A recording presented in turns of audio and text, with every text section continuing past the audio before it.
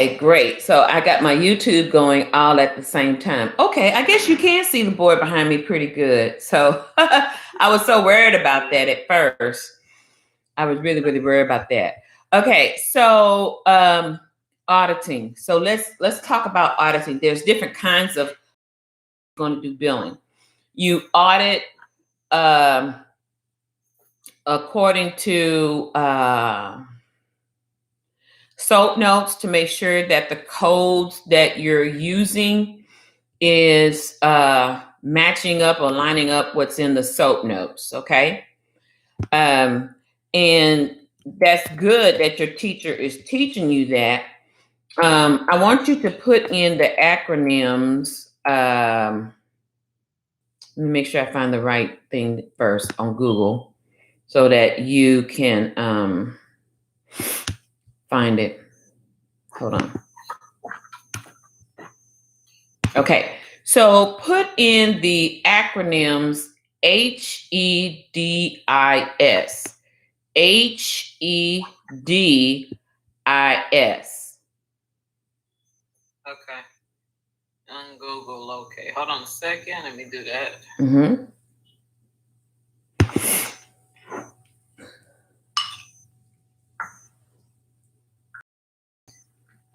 Acronym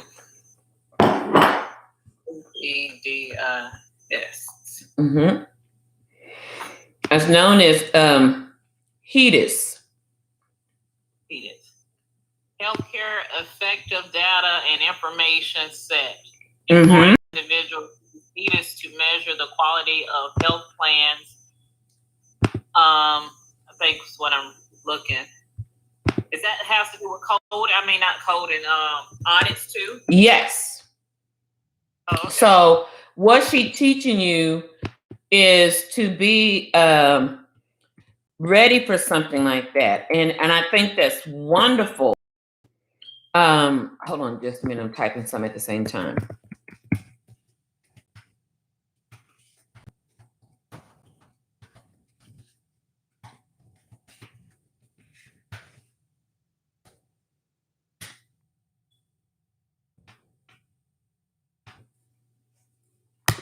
Okay. So what that does, they check the compliance measures of how everything is documented in the chart according to SOAP notes. Have y'all learned about SOAP notes? Do you know what SOAP notes are? Yes, objective assessment plan. Yeah, everything you just said. Yeah, that's all that. That's great. And do you know where inside of the SOAP notes that you do your most work as a coder and biller? No. Okay. I don't know that. It's inside the assessment plan. So you have to make sure that everything that you use, that the doctor is coding it correctly. Everything that you use, even as a biller, that you're documenting it correctly. And because they can come in and audit all your electronic medical records anytime. And if you're just vicariously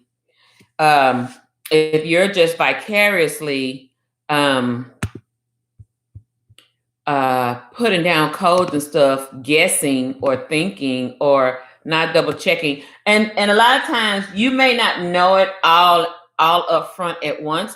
You also have to audit your EOBs up against what your SOAP notes is saying, you know? So that's good that she's teaching y'all this. You know, that's very thorough. I try to teach my students that. Mm-hmm. Okay. Mm-hmm. My mom cooked me black-eyed peas and cornbread. That good old Southern food. My mom is a native Louisiana woman. Okay. out of North Louisiana, out of Negative. So, ooh, when she bought me that by surprise this morning, oh my goodness. So I'm like, Does she still live in Louisiana? huh? Oh, she lives in Texas. Does she still live in Louisiana? No. She lives in Houston with us. She lives in Houston with us, which is a blessing. I stay somewhat in the Spring area, and she's 7 minutes down the street from me in Humble, Texas. So we're very convenient near each other. Okay, so I'm going to do this. We're going to talk about auditing. Okay, and then, like I said before, there's different types of auditing. Oh yeah, all my toys. I'm getting all my markers out. All my toys. Let's see, I have a green one. Where is that? My husband, no, don't play with my toys. Okay, so let me go back to the YouTube so I can make sense out of what I'm teaching you, making sure you can see it. Okay.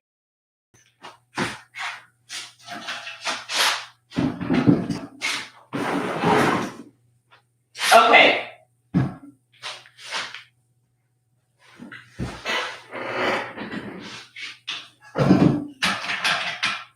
Okay. Now, I'm going to try to talk loud. I'm hoping you can see this from a distance, but I'm still going to talk so that your caption screen can capture every word that I'm saying so you can get a better glimpse of what I'm teaching. Okay, so auditing.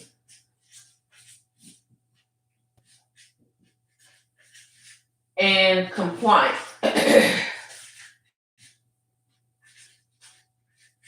Auditing and compliance in medical coding and billing, MCB. Yeah, that looks kind of faint right there. MCB. Let me see something. Let me bring this up a bit. Maybe that can kind of. Okay, it looks real faint. Okay, now in auditing, you audit your SOAP notes.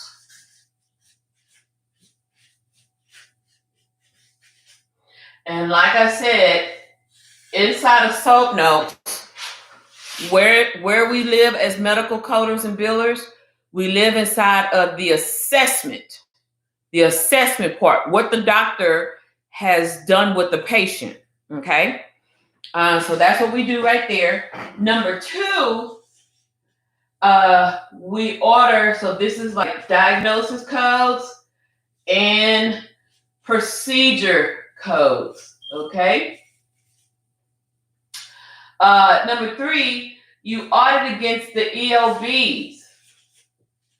Okay, that comes from commercial insurance and governmental insurance.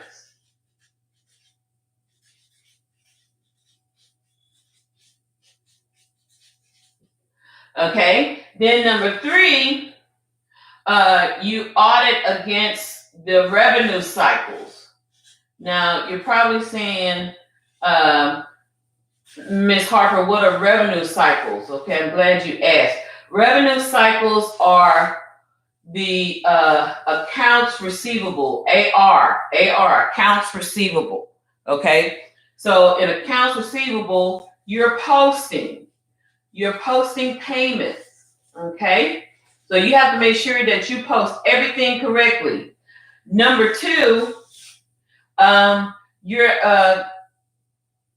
doing it according to the financial record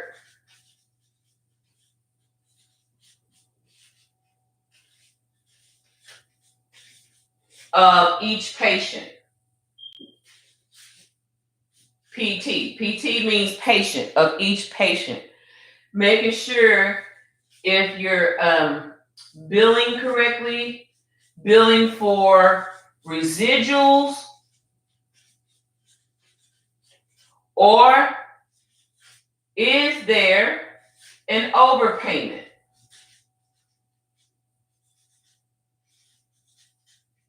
for the patient, PT? Okay? Those are some of the things that you need to audit to make sure that that everything is in check. Make sure you're because the reason why you have all this, you want to do this, and let me put the reason on here. Reason: accurate accounting for end of the month,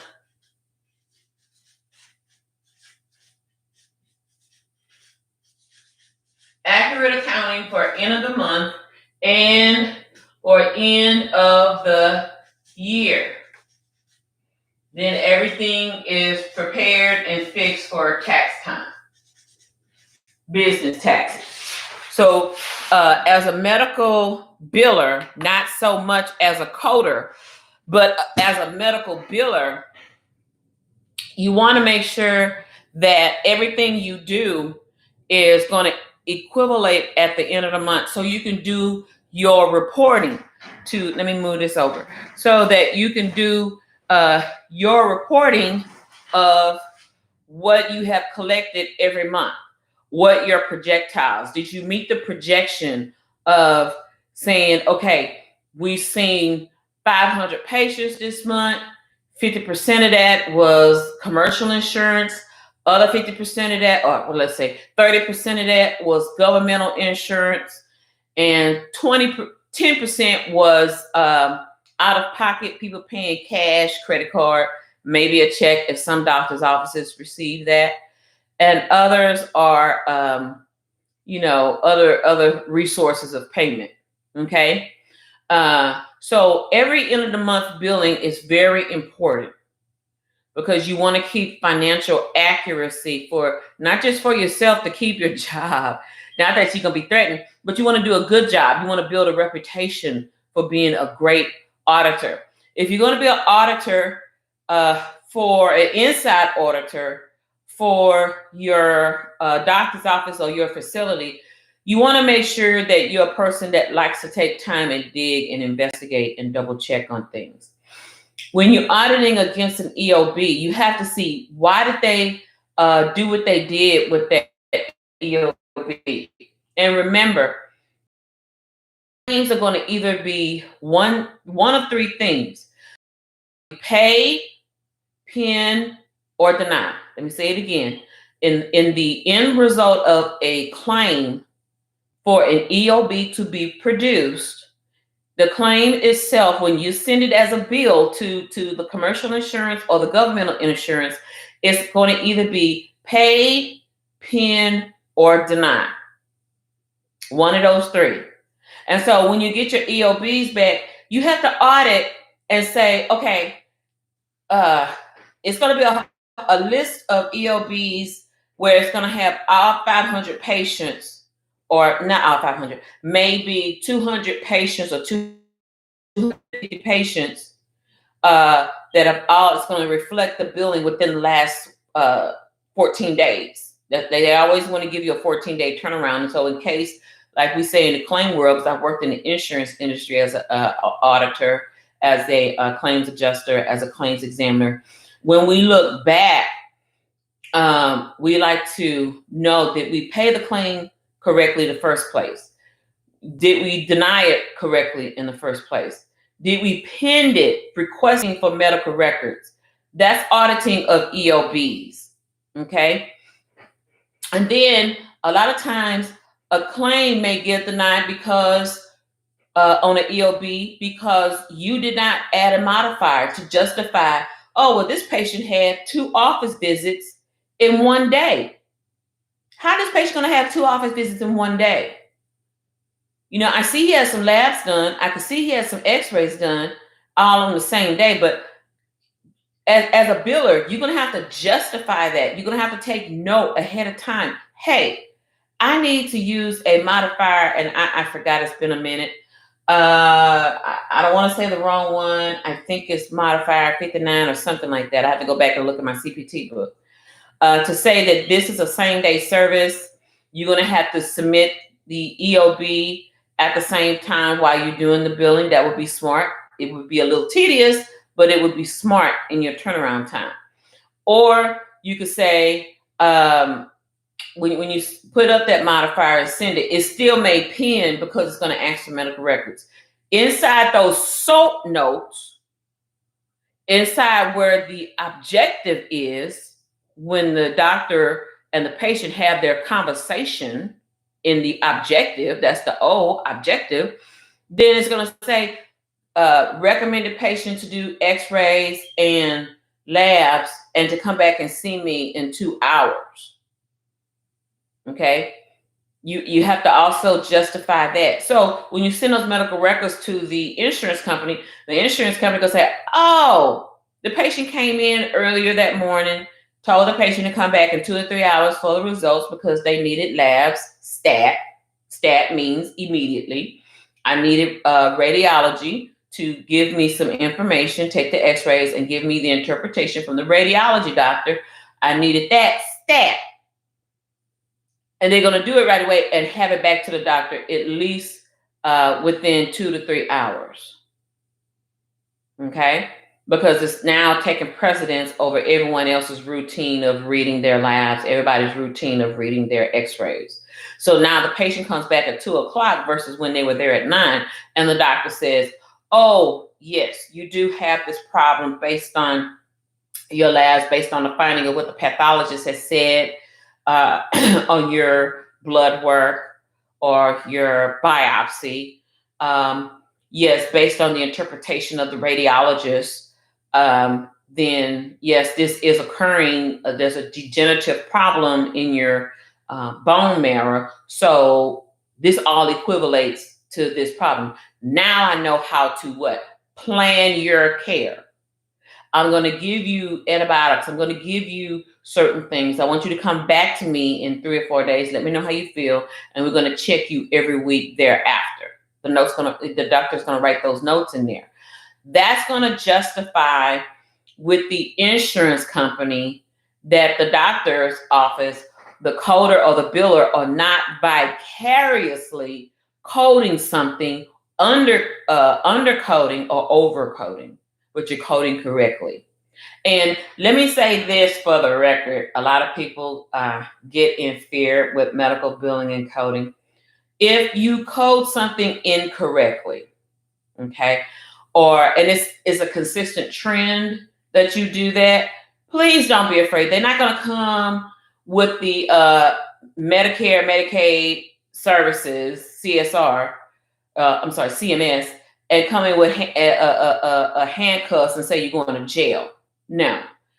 The only way that they will shut down a facility and maybe take some folks in captivity for questioning is when they have been notifying you of that problem for 6 or so months and you consistently keep doing what you're doing because you're not paying attention to how the audits are being done on the EOB. You don't have a person that's going to take their downtime and use that time correctly to make sure their work was great or if there's something that needed to be perfected, right? So if you choose to ignore the notifications from CMS or anything, then they have a right to come for 6 or so months, going on 9 months by grace, and you still don't you still don't respond back to them, be it a phone call, be it an email or a meeting. If you don't do none of those communication mediums, and with today's technology, there is no excuse why you cannot communicate. There is no excuse. Okay. Then yeah, they're gonna say, hey, we've been trying to contact you for the last 6 or 9 months, and you're not responding to what we sent you. You're not reaching back out. We don't have notification on the provider's notes to say we've spoken to T to say, hey T, thank you for calling in. Okay, let us check that, or we're gonna give you some time to check that. We'll give you 2 weeks. Check back in with us and let me know how things going, or we'll check back in with you. Because they, in the insurance arena, they have their compliance offices. They have their compliance officers too. They have auditors that do the job too. I was one of them. Okay. So when you don't communicate after 6 or 9 months, they can come in and shut your office down. Now, are they going to take you to jail? No. They're going to have a nice little chat with you and say, well, ma'am, I don't care about you having patients today. You're going to have to refer them to another doctor for the meantime. We shutting you down for the week. We need to understand. We need to go through your records.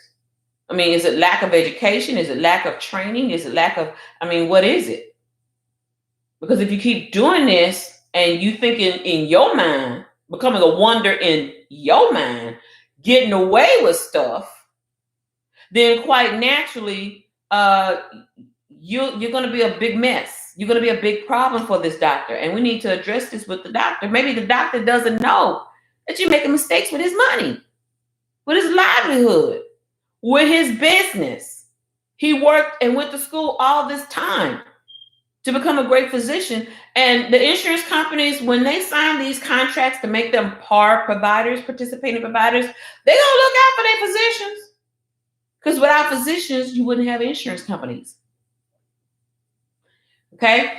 So this is why auditing against SOAP notes and EOB'S are very important. Okay? So a lot of times, if you're in a multi-level practice, what I mean by multi-level practice, if you're working for a practice that has maybe 3 physicians. I used to go to an OB-GYN doctor in Sugar Land. 3 physicians, okay? And it took a team of 12 to 15 people to work that practice. Everybody had their shared responsibility. Everybody had their shifts of when to work, when to take lunch and stuff, in order the practice to keep going beyond lunch breaks, because they know some women come in on their lunch breaks and they got to get back to work. I was one of them, right? Okay. So what I mean by multi-level physician office practices, physician offices, is like one person is totally responsible just for coding all day. Maybe it takes 2 people, because that's a lot of work, a lot of productivity. One person can't handle all that, and they want to get a faster turnaround time in their pay. Not to rush and be sloppy and vicarious with it, but to make sure that they're getting their monies up front in a certain time manner. Okay, now you have maybe 2 or 3 people, maybe 2 people that's going to do billing, 2 people that's going to do accounts receivable, and 1 person that's going to do nothing but how can I say, billing of patients for residuals of what the insurance company did not pay outside of their copay or coinsurance. And that person has to do 30 days, 60 day, 90 day billing cycles. And sometimes they go up to 180 days. Then they have to make a decision. Do we want to sell this off to a collection company? Because the patients, when y'all fill out that beautiful paperwork, you telling them that you're giving the doctor's office rights to send your information to a collection agency where all they do is collect money all day, every day. Maybe your balance is $300, but they're willing to negotiate $150 and write out the whole other $150. They're collecting something better than nothing, right? Okay, so what I'm saying is, if you're working for a multi-level practice of 2 and 3 physicians, some people will have just one job responsibility. Maybe you're that fantastic employee where you say, you know what, I'm caught up on my billing. Let me go see if I can help out in coding. Make yourself always useful and available to learn different functions of the office. Hey, I've done all what I needed to do with coding. Let me see if I can help out in medical records.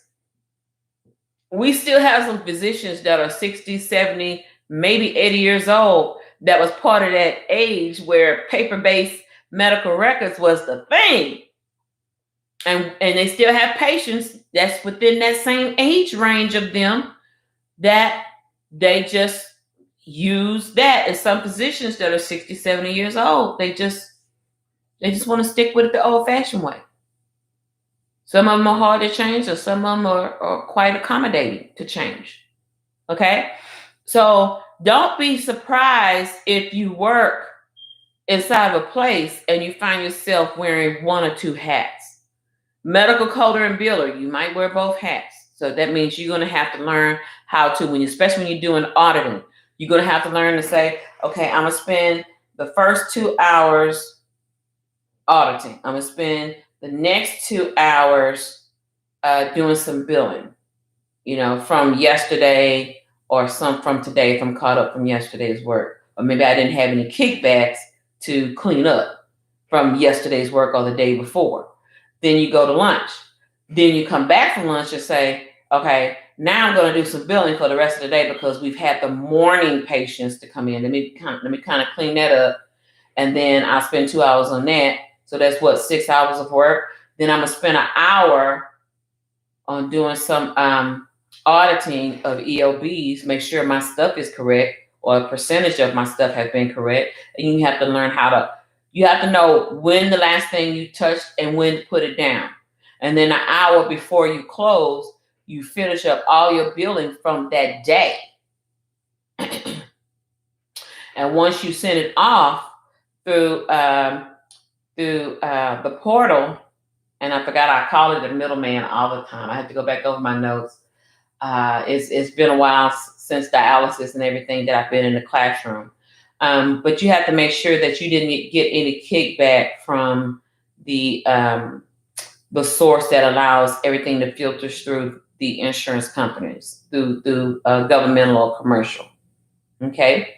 So what I've just given you is an example of how you should spend your 8 hours a day. You don't have time to be on Twitter and Facebook and Snapchat and Instagram and stuff like that. Really, that's a violation in your work hours, and you're not in compliance as an employee with that, because at any time you snapping pictures of yourself, you might snap a picture accidentally of somebody's medical information.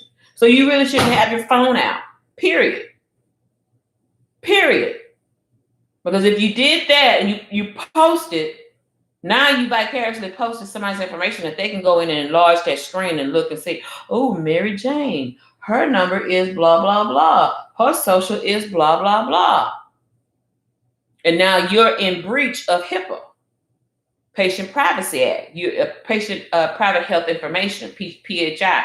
You have breached confidentiality. Okay? So let's get back. That was my side note right there. So it's important to check your EOB'S for 3 things. What did I say those 3 things were? Either if the claim was paid, pin, or denied. Sometimes the insurance company may pay a claim, but for some codes, not so much, not your diagnosis codes, but your procedure codes. If you had added a modifier there and it was rightly done, or sometimes they would have told you in the EOB'S. In the EOB'S, you have message notes. You have EOB notes. They're going to say CS1, CS2. S2 means code was paid according to contract. However, if a modifier was added, they have to submit blah, blah, blah. And a lot of times, if you call into the insurance company, you'll find out, study your trends. That's what EOB'S are all about. That's what they're there for medical billers and coders. They're not there just for accounts receivables and posting. You have to study your trends and know and make notes around your computer keyboard or the walls of your cubicle and say, whenever I use this particular CPT code, I have to remember for this physician's office, I need to use this if this physician does this type of work or this type of procedure. I need to remember that in the future. You checking for trends of your work. It's not to say, oh, you did something wrong. No, that's not it. That's to help perfect who you are as a person of integrity, professionalism, and your reputation as being a best medical biller. And sometimes you'll be amazed how other physicians talk, have conversations, And they may say, send your biller over to my biller because she does a great job. And maybe she could show a thing or two to get your billing straight so you have that income that you're looking for or that you're projecting to have. Okay? Everything about a medical practice, they have to pay overhead costs. They have to pay for you. They got to pay for their license, their malpractice insurance. Everything matters to a physician. So you have to treat their business as if it's your business. And it's your business to be nosy and look out for them. And it's really sad too. I also have taught physicians once before that you really sometimes have to hire an outside auditing to make sure that your inside person is doing what they're supposed to be doing and not ripping you off. There have been times where physicians have gotten ripped off trusting too much of their employees. And you have some people, they will study the physician's attitudes, their ways, their routines, how they think, when they think, and know how to rub them all the right way and just rob them blind. And to be a smart physician, sometimes you're going to have to hire an outside auditing company to come in and audit the work and stand up for that auditor when you do invite them in and say, hey, I just wanted to double check some things. Make sure everything is okay. It kind of keeps your employees on their toes for honesty, for integrity, and that you're not being taken. I had a doctor for a client, and baby, stuff was going in under her nose. But every time I try to recommend something, she fought me out. So it was kind of like, so I guess, she had to kind of learn down the road. And I'm one of those consultants. I'm not going to argue with you. If you solicited my help and I'm finding money, and I have found out, like me and my assistant consultant, we have found like oodles of money that was not cash, checks weren't cashed and all, you hiding it. It's just crazy. And yet and still you don't trust your employees. You shouldn't even trust yourself, honey. You got checks that you haven't cashed in over 6 months, a year. So when you hire a person, a healthcare consultant to come in, an outside person to come in, I pray that physicians would appreciate them, and show you this is what you have. You need to have that double check. And always hire a outside consultant maybe twice a year, maybe every quarter, to double check and make sure your money is right. Or are they lacking in something? So that's my soapbox. I'll move on from there. Okay, revenue cycles, account receivable, AR. AR means accounts receivables. Posting payments.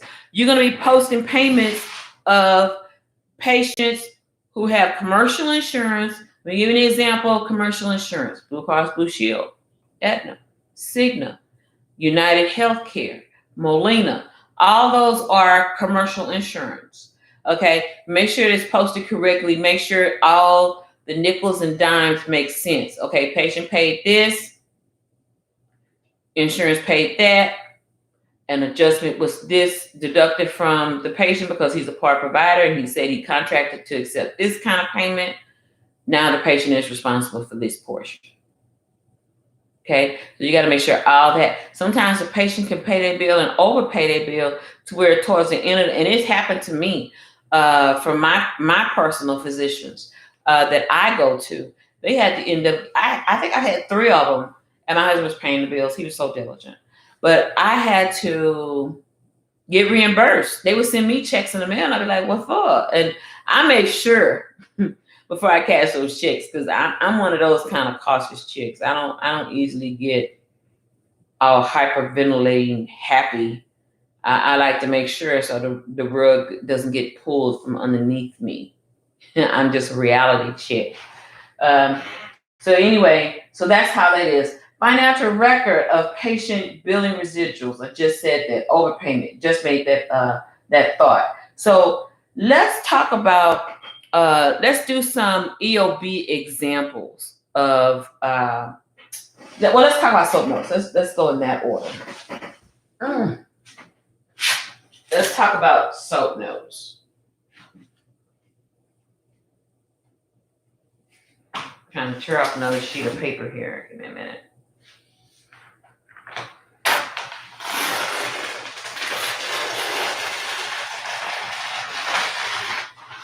Okay.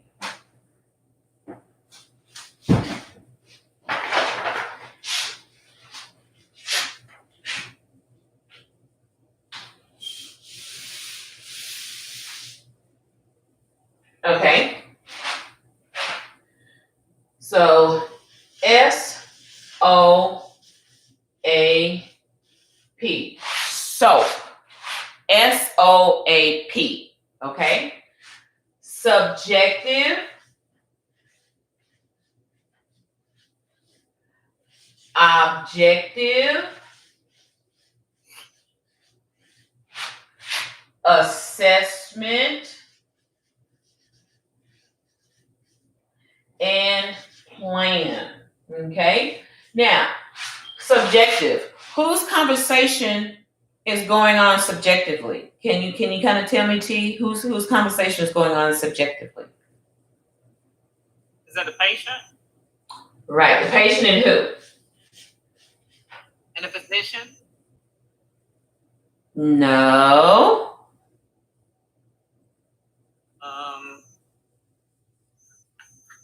You know what? I think we went over this before.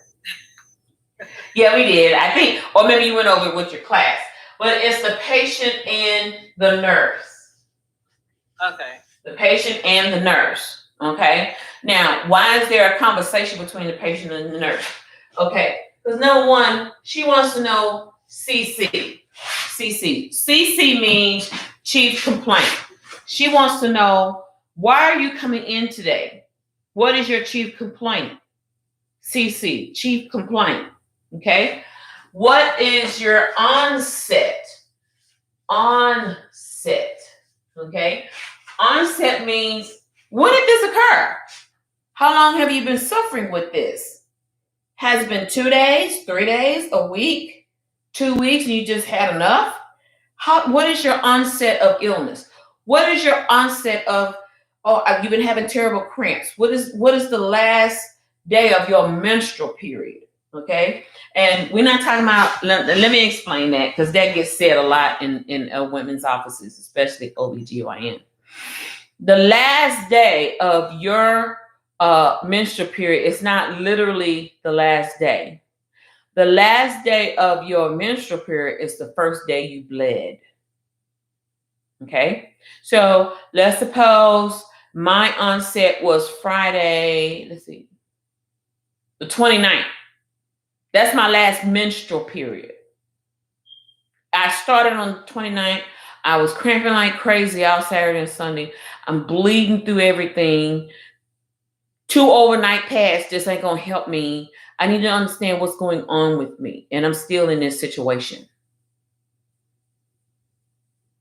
Okay. Not the last day. Well, let's see. I started on January 29th and my last day was February 6th. So February 6th. No, that's not what the physician is asking. The last menstrual period is the first day you bled. That's what he's asking for, or she's asking for. Okay. All right. So CC, chief complaint. I'm coming in because I don't feel good. I have headaches, snotty nose. My chest is congested. I breathe funny. You know, that kind of stuff.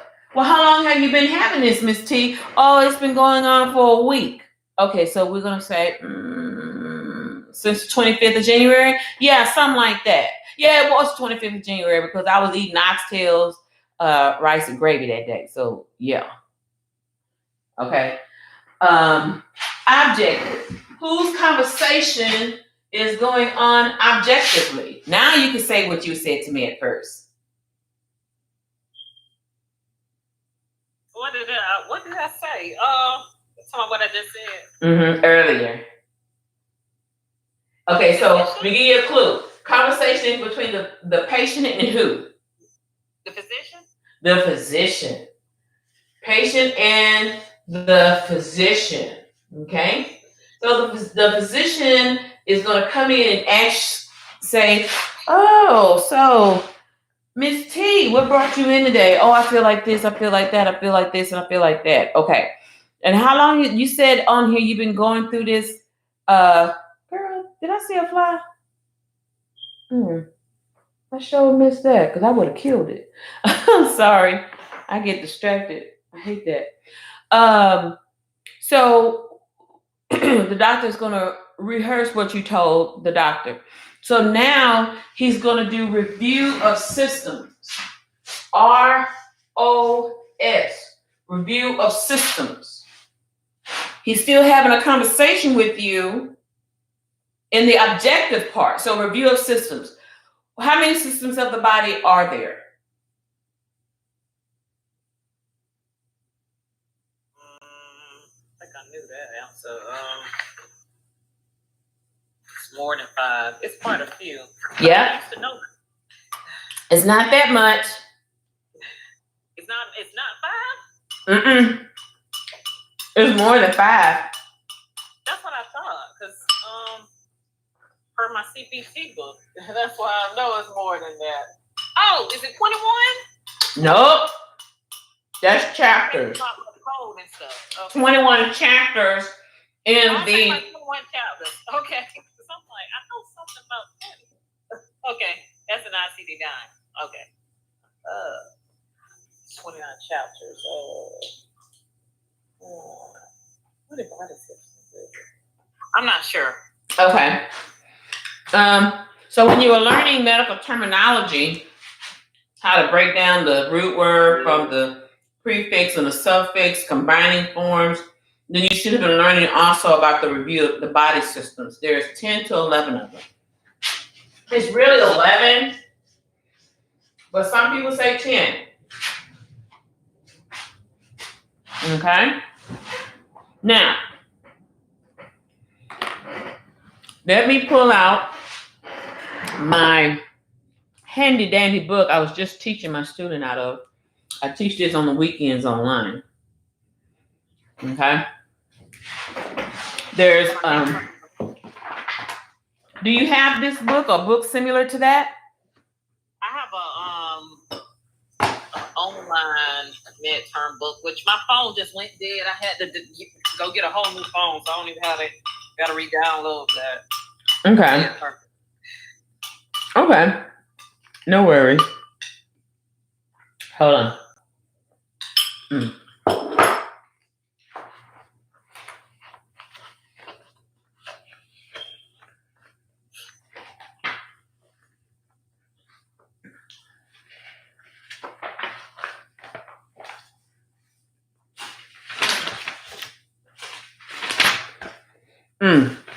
Okay. Where's my table of contents so I can list it?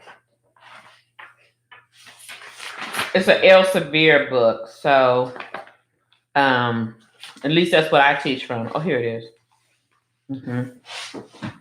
All right.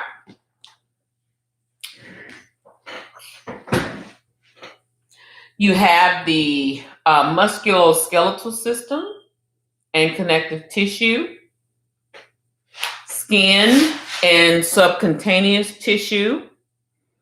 You have the digestive system, urinary system. Now, urinary system, that's dealing with male and female and the urinary system. Two different parts, but both gender have the same thing. Male and female have bladders, okay? Only a male has a prostate, and females have reproductive organs, okay? Men have prostates and testicles, okay? One drops, the other one stops. That's my joke. Anyway, then you have blood and blood-forming organs, the immune system, circulatory system, respiratory system, nervous system, mental and behavioral health disorders, eye and indexa, ear and mastoid process, and then the endocrine system, okay, which deals with diabetes and metabolic issues. So those are, some say 10, but they're really 11. Okay, and that's all because of the deuteriary system. Deuteriary system, they tend to have 3 combinations. So when they talk about, it's easier to go from male to female and then talk about the urinary system, the kidneys, and all that good stuff. Okay, that all plays a role in the reproductive and how we dispose of things. Okay, so he's going to review that. Now, here's where in auditing of your SOAP notes is going to happen. Okay, so let's talk about symptoms. Let's talk about signs and symptoms. Signs and symptoms. Okay, so the person has worsening, in their words, worsening headaches. The person has runny nose. The person has chest congestion.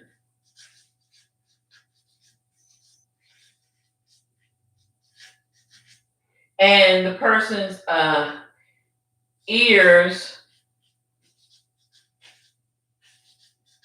are hurting. Let me just say it like that, what a patient would say.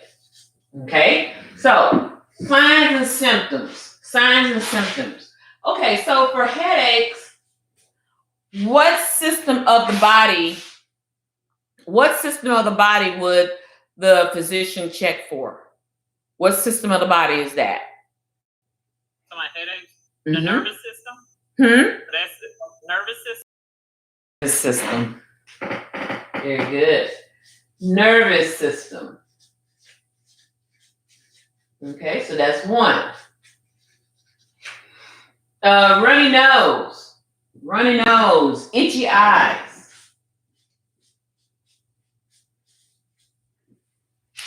What system of the body would he check for that? So runny nose, itchy eyes.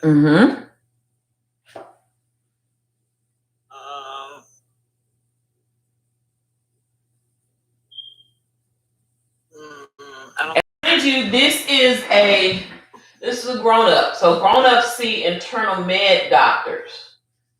That's true. Okay, or family practitioners.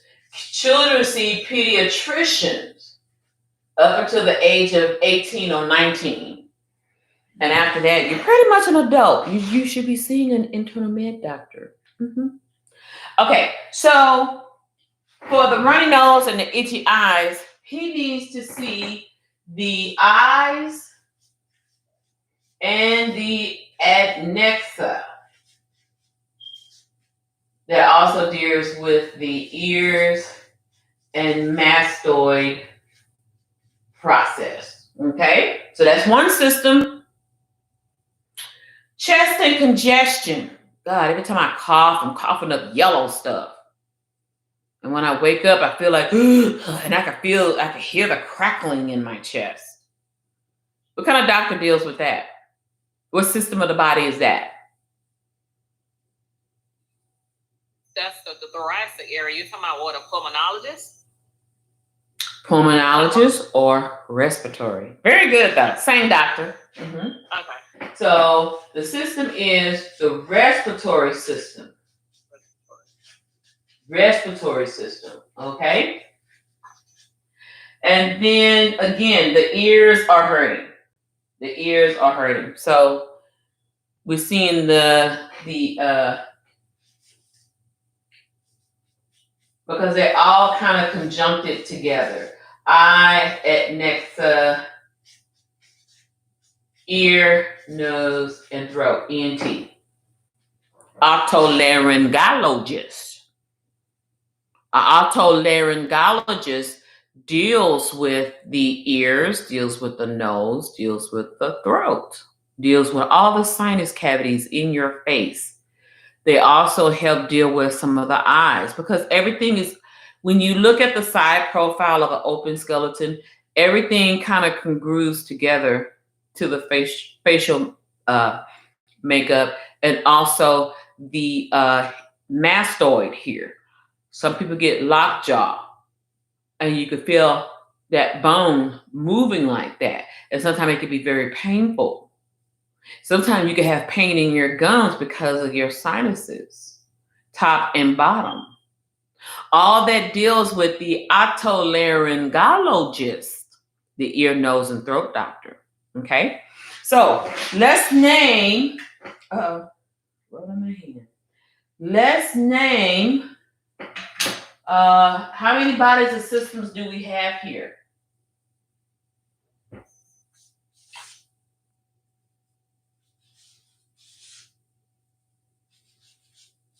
We have 10 or So how many out of 10 or 11? How many out of 11 or 10 that we're dealing with? 1, 2. Look on the board. We just did 4 right now. Okay, it says 4, but really it's 3. It's only been 3 we talked about? Because remember, this person has runny nose, eyes, indexa, and ear mastoid. Also the eye and the indexa. So the runny nose and the ears hurting are both part of the same systems of the body, which is the eyes, indexa, ears, and mastoid. They all congruently together. Indexa is short for the sockets, the backdrops of the eyes, or the backdrops of, you know, everything that's dealing with the nerves and the eyes, and all the nerves and everything comes together. So one of those 12 cranial nerves is letting you know, or letting the physician know there's a blockage, there's an infection, there's something going on. We have 12 cranial nerves in the body. Okay. So we dealt with 3. Nervous system, eyes, indexa, ears, and mastoid. Respiratory system, and again, for ears or hurting, eyes, indexa, ear, nose, and throat. Same thing. Ears and mastoid, same thing. They see that too. So the second symptom and the third, and the fourth symptom are from the same systems of the body that we're reviewing. Okay, so the review of systems. So the doctor is going to check 3 out of 11. 3 out of 11 to justify your DX. DX means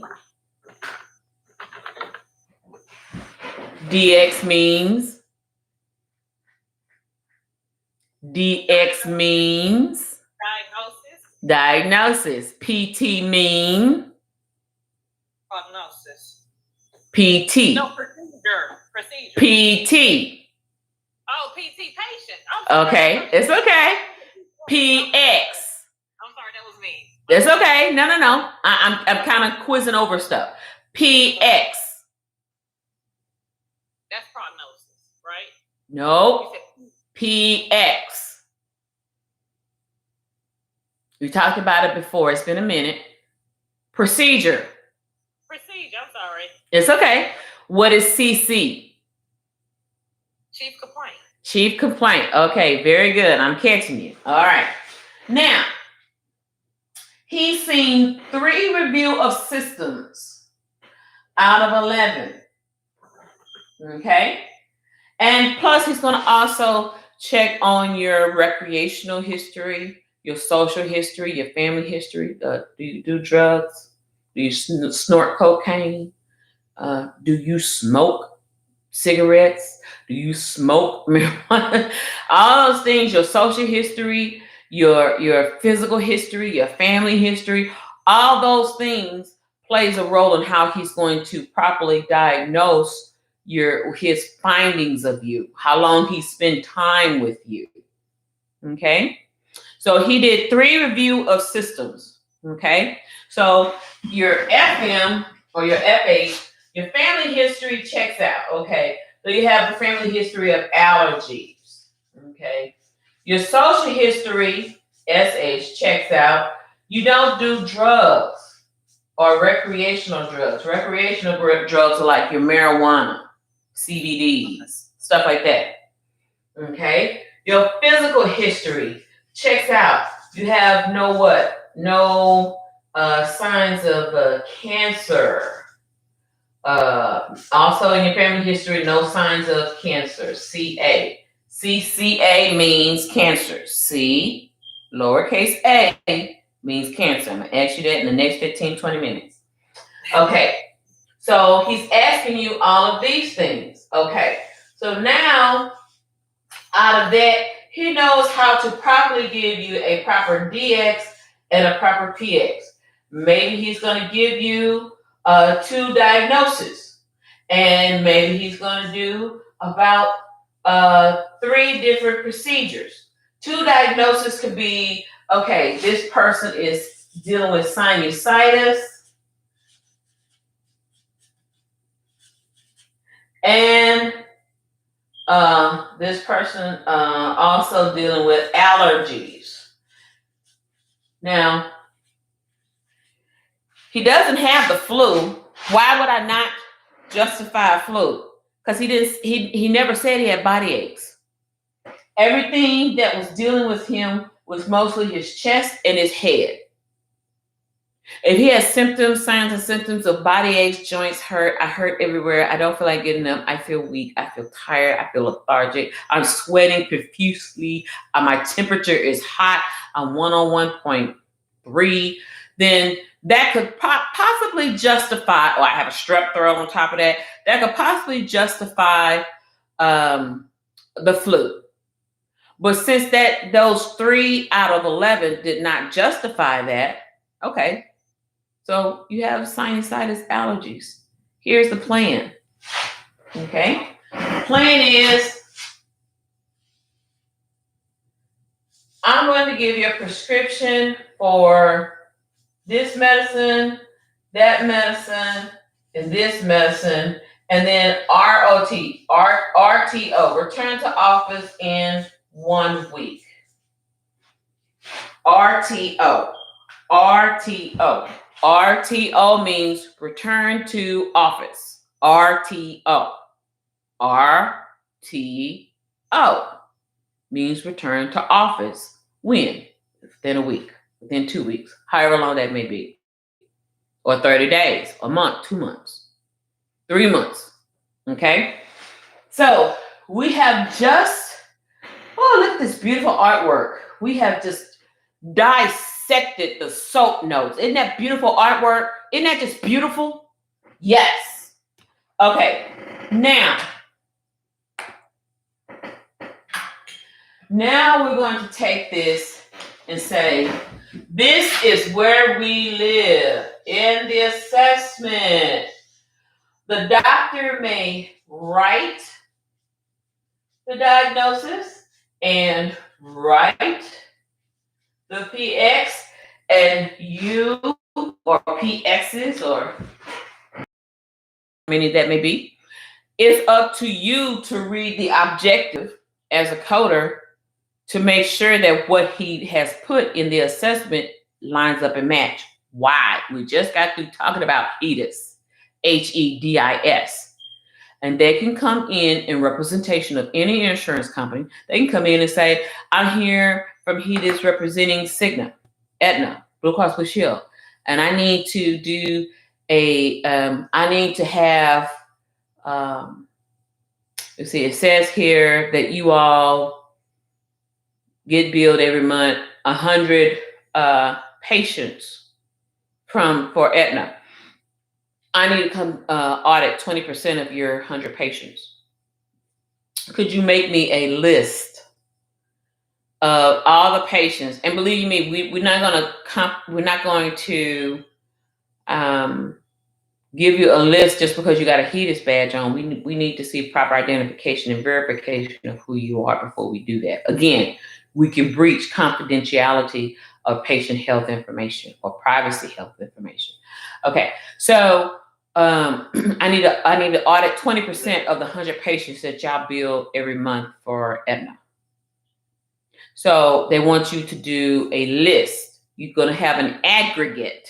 Okay, an aggregate is saying my aggregate. I'm going to put in Aetna patients 2021. Okay, and it might even aggregate you to say within the last 6 months. Aggregates wants you to specialize or specify the insurance name, the month span of the insurance that they're looking for, and you pull all that data of patients that were billed to the physician, and then you give that list to the auditor. You won't have a chance to choose. They're going to say, pull me this record, highlight this, pull me that record, highlight this, pull me this record, highlight that, pull me that record, highlight this, pull me that record. You're not going to be able to pull your favorite. They're going to request it. And you better hope that the billing and coding was correct.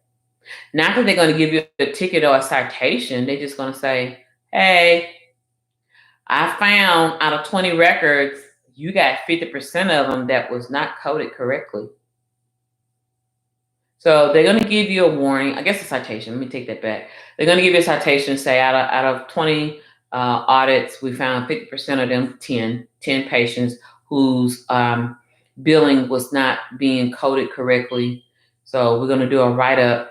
And so I'm going to check back with you so many days and see if you cleared that up and see if you paid attention to any future records from this date on. So when they come back, the next 20% or the last 20% they audit, those 10 better be corrected or fixed, whatever that is. And then the next 10 that they highlight and whatever better be correct. Does that make sense? Yes, ma'am. Okay. So it's not to scare you. It's a system. It's a wheel within a wheel. It's a system to make sure everybody is supposed to do why they're doing this. Now, you're probably asking, well, Ms. Harper, why are they doing this? Why are they checking us like this? I'm glad you asked. It's because when I used to work for Prudential, I worked for Prudential 1996 to 98. I'm really telling my age here. And I worked for them as a claims examiner and as a claims adjuster. Yeah, I was a claims adjuster. I loved it. I was just geeked out. I could be at work at 4 a.m. and don't leave till 4 p.m. I mean, I wasn't dating anybody. I didn't care. I just want my money. I want my money. I want to make my money. Okay? Loved it. Didn't love my money. I just like making money. But anyway, that's my life thing. And so when I was working on the compliance team, fraud was such a big deal because we have physician offices who would how can I say, not physician offices. We had people faking they were physician offices and actual checks was going out to them. So that's why they build up this database for physicians, and I forgot what that database is called, where physicians didn't use their socials anymore as their proof of who they are, because again, that's volatile information, that's vital information. So we created provider numbers, okay? That was created back in 1996, 97, because it was a big billion-dollar industries of fraudulent claims, checks that went out that we try to recover. Some of them we caught, some of them we couldn't catch, you know? So I worked on that team for Prudential. That's when we had Prudential. Prudential first was in Maryland, near the Med Center at one time, off Beach Nut and 610. and then they moved to the Flora Daniel building in Sugar Land. And I love my job, and a lot of people wasn't going to travel out to Sugar Land to follow their job and for Prudential. But I did, because I love what I did, and I didn't care how far it was, as long as it wasn't over two hours of a drive, you know. And I was young and vibrant, so I could handle it. Now I'm 51. It better be 30 minutes down the street, maybe 45 minutes, because anything over 45 minutes, we're going to have to talk about a different schedule. Because Miss Harper, I measure my energy. I'm so sorry, sweetheart. Dialysis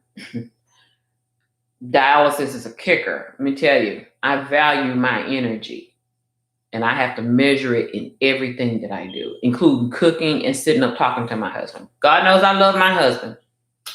Love him. But it takes energy to hear him all day, you know, all evening when he comes home. He's a chemist, so he has to think all day. He don't have time to talk to anybody. So when he does come home and talk to me, I have to have the energy to listen and not go to sleep. Okay, so that's my soapbox moment of my life. So anyway, yes. So now they have it, these new jobs with electronic medical records. They have it to where they have what they call that, and I knew that job off the top of my head, like medical records assistants or note taking or soap note writer or something like that. They have those type of things where the doctor comes in and the person is typing everything in the chart. And I forgot the title for that, so please forgive me. When it comes back to me, I'll text it to you. I just can't remember for the life of me right now.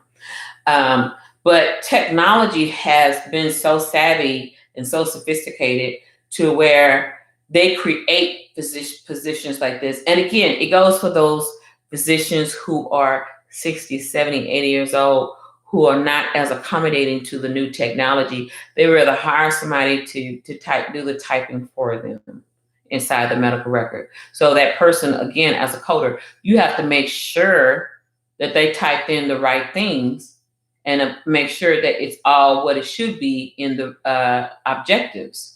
Okay, the review of systems, family history, social history, personal history, stuff like that, physical history, all that good stuff. Okay, so this is how we do this. This is all part of the auditing of SOAP notes. I love the new system of how they do all of this. It's very important. Okay, so what's the next thing we're going to talk about? Let me kind of push this over to the side.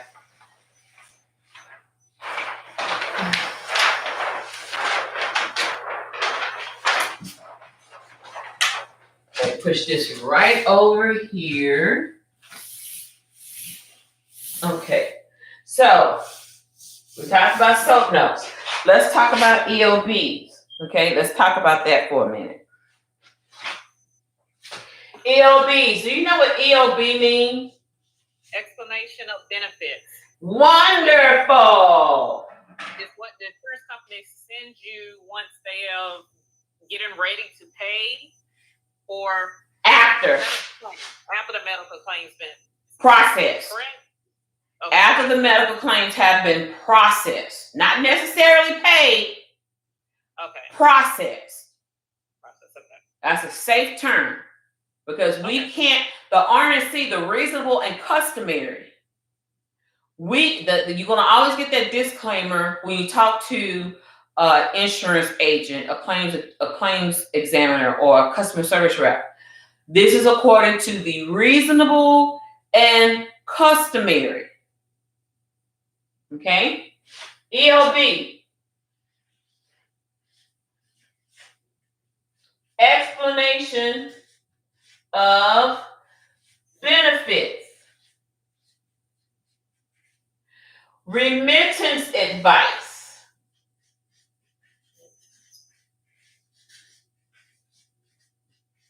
Remittance advice. Okay? This means RA. Now, let me explain the difference. EOB is for commercial insurance. And I just told you some commercial insurance by example. Give me 3 of them. Aetna, Cigna, Blue Cross Blue Shield, and you can do the government insurance like Medicare, Medicaid. Very good.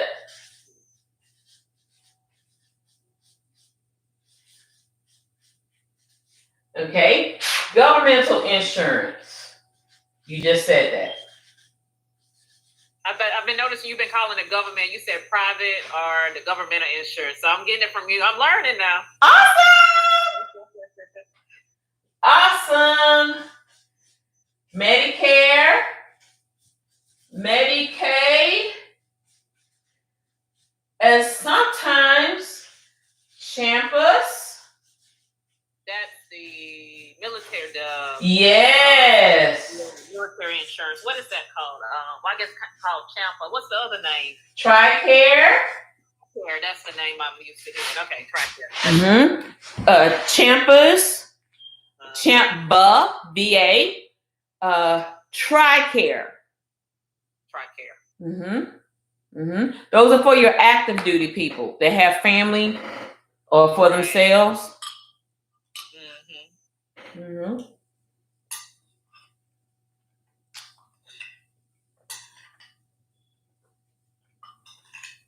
Oh, this is good. I don't need no meat at all. Okay.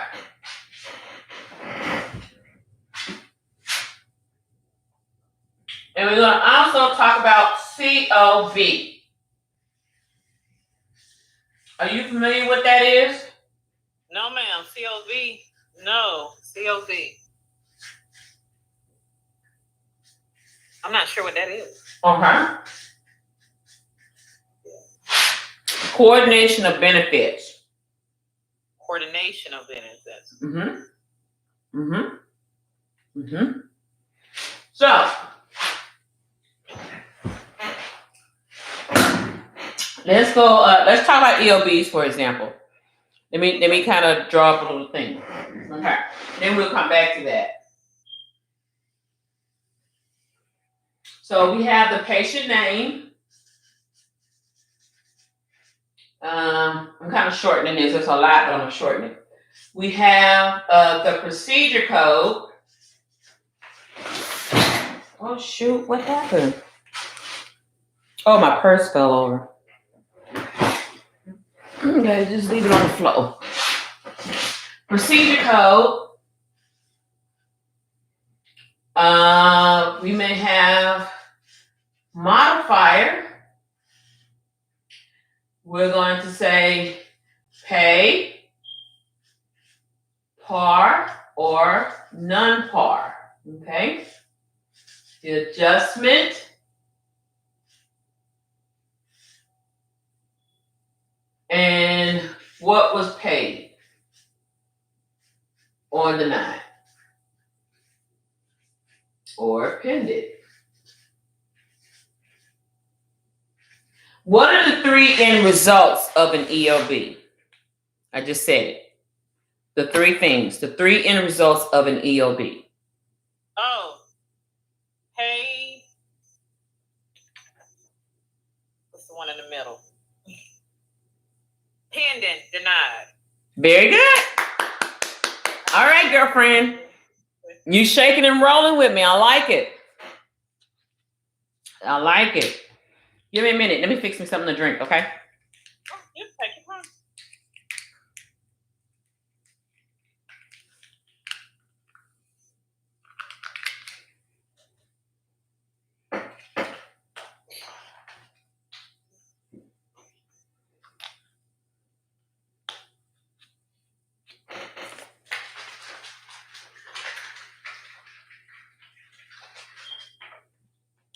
Pay, pin, or denied. Very good. Love it, love it.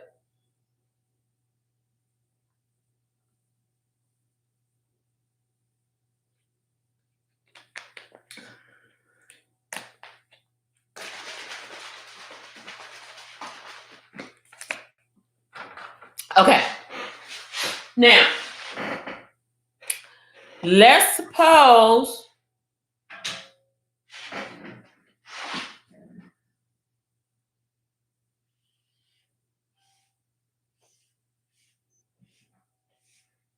patient's name is Joe John. And Joe John was seen with 99202, 99202.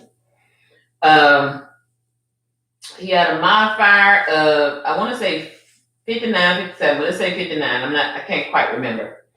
Let's suppose that the insurance, oh wait, I forgot to add a part. The insurance says that the 99202 is worth $200.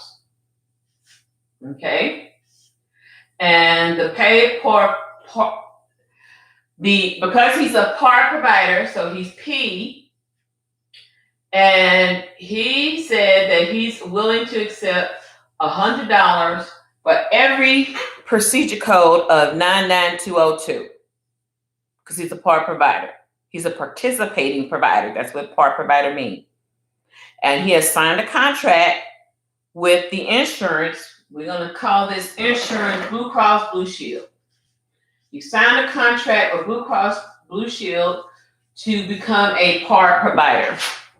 Okay, to become a par provider. Now, $100. The adjustment here is $100. The insurance paid $100. Okay. Oh, and I forgot. And the patient paid a $20 copay.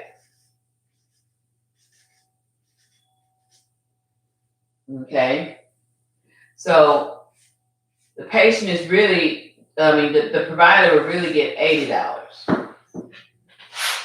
Okay. Now let's take a look at this EOB. It's a fictional EOB, but it's an EOB to give you an understanding how to read an EOB. Joe John, seen the physician, I don't know, I'm gonna write a date on here. He saw the physician 1/13/21 on January 13th, 2021. And we see that a modifier 59, and I'm gonna double check that because I can't quite remember. Modifier 59 was used, so that tells the insurance claims examiner that this patient was seen twice in one day. Okay, sometimes we still may pin the claim, or the system may adjudicate and request that you pin the claim.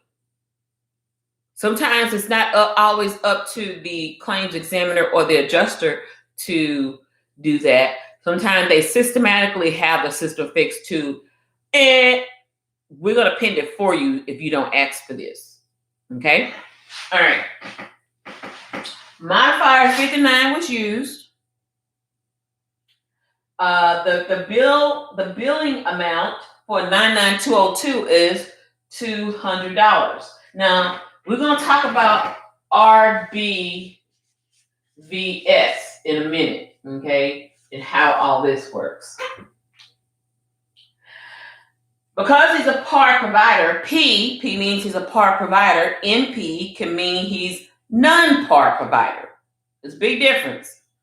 He's a participating provider. He's saying for every time he bills for 99202, if the services render to use 99202, he's willing to accept $100 from the insurance company.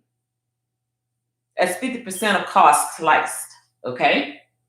Now, the adjustment is we're going to write off that $100. We're not gonna pay him that because we're trying to do what they call supply and demand. Okay. You're demanding money, but we're going to supply you with a lot of folks. It's going to make you, not rich, but pretty good. Okay. And minus $20, okay, of what the patient paid. So you're going to write that on the CMS 1500 form or the electronic billing form. And we'll talk about that a little later. So adjustment from the 200 is $100. An adjustment from the $20 copay from the par provider amount is $100. The insurance company only owes the physician $80. Now, let's look at the math. $200. Okay? $200. So $100 was written off, WO. $100, it was written off. $80 was paid to the provider. $20 was paid from the physician. Patient. So when you add 100, 80, 20, it does equal up to $200. Now, you're probably wondering, well, what are we going to do with this $100 right here? Well, you can bill the patient for the residuals, and you explain to the patient, the doctor's office was paid. It's going to be some kind of fancy way of saying it, professional. And your residual amount that we're billing you is $100. So you're going to bill the patient for the residual of what the insurance company didn't pay. But they probably said, well, golly, I paid $400 or $500 a month. And all it cost me was a $20 copay. I mean, and then y'all going to bill me for the residuals? Yes. I mean, the patient is still responsible for that. Okay. Now, some patients pay it, some people don't. But you're going to get still billed in a billing cycle to owe that. Okay. Now, it's up to the doctor's office at the end of the year if they want to write that off. And they have such business taxes where they could do that. Okay. Does that make sense? Do you understand? Do you have any questions?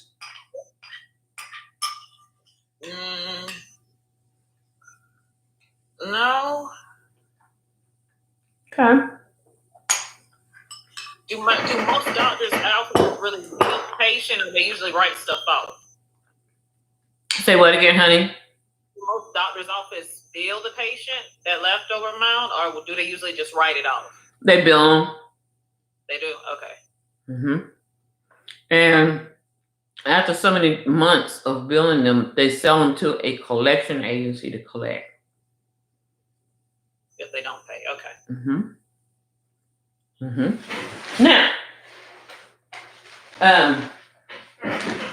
what's this? Oh. So this is not a complete example, but this is somewhat of an example of how an EOB may look like. Okay? All right. RBBU. I forgot what RBBU means, so let me find that so I can be sure. Hold on, let me go on my Google.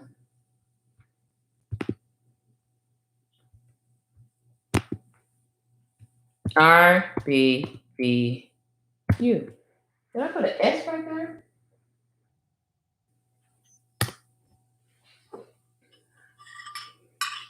Yeah.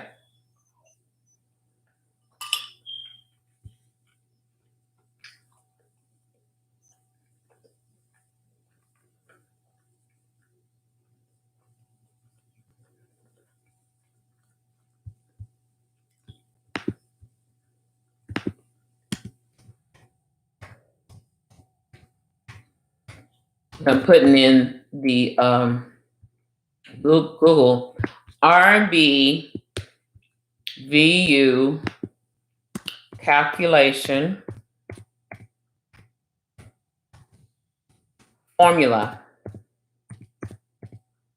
Calculation formula.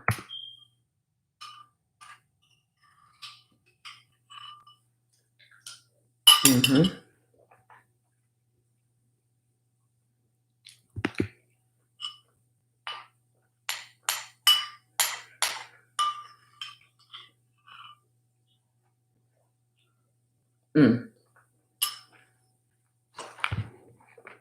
So, by example, to calculate his or her total RVU, revenue value units or base units, the following geographically adjust to RVUs together.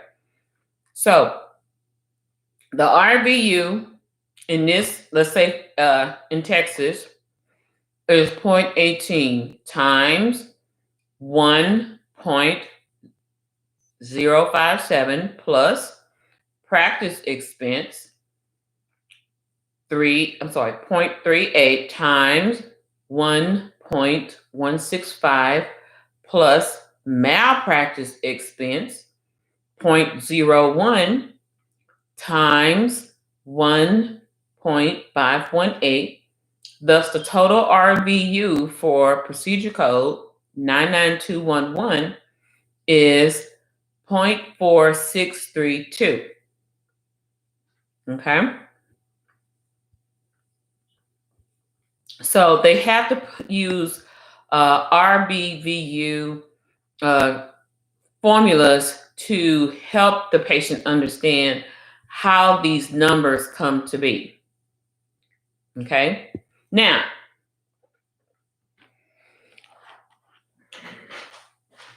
they figure out, okay, this physician has an RBVU calculation for 99202. It's already been done by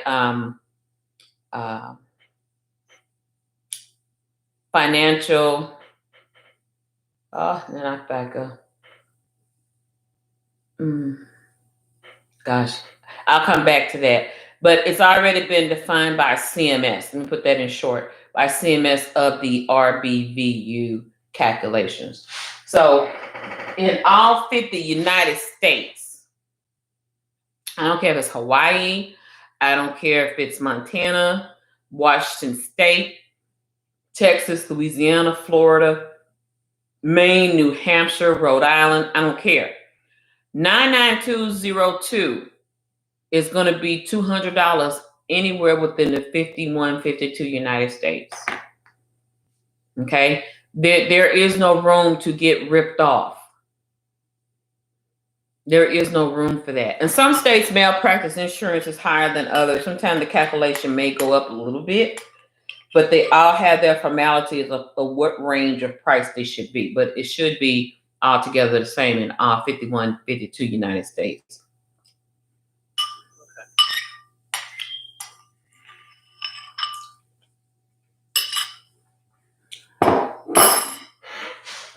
Okay. Now, let's use this same person, Joe John.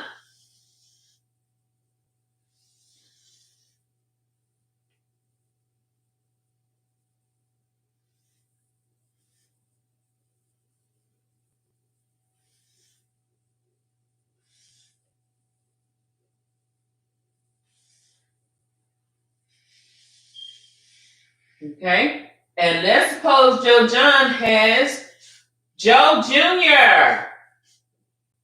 Okay, and Joe Jr. was seen for the same signs and symptoms. My head hurt, my nose is running, my chest is congested. Mom and Daddy always see about me. They always give me the humidifier to make sure my nose stay clear and I'm breathing at night. La la la. Okay, and let's suppose 99201 is $100, and yes, this is going to be a par provider. Par provider says he's going to get paid $80 from the insurance company. Adjustment is going to be $20. Okay.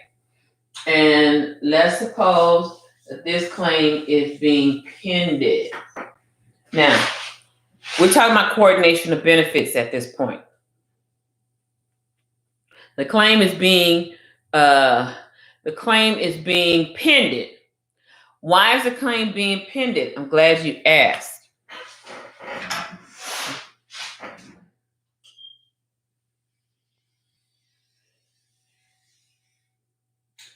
Joe Sr.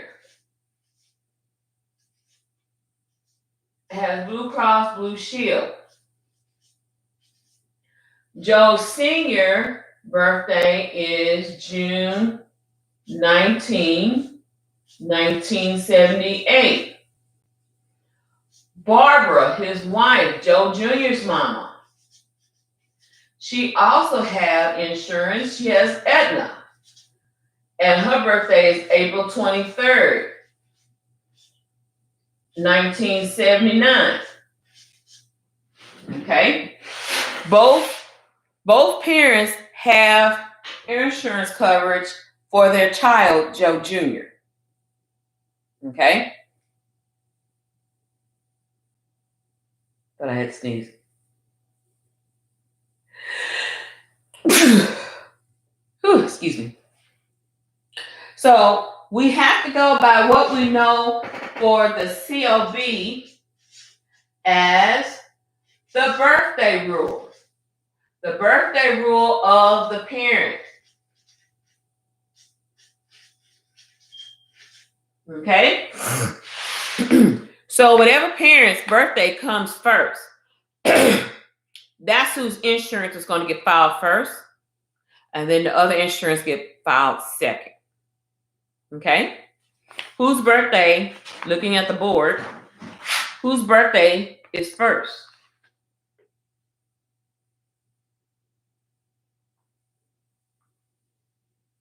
So Joe Sr. Is that the senior, the daddy? Okay, Joe Sr., his birthday is June 19, 1978.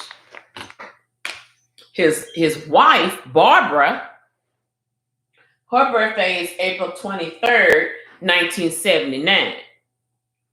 Whose birthday comes first? 78, the one that was born in 1978. That's him. Talking about her? You said her, she was born in 79. It's not predicated on the year. Oh.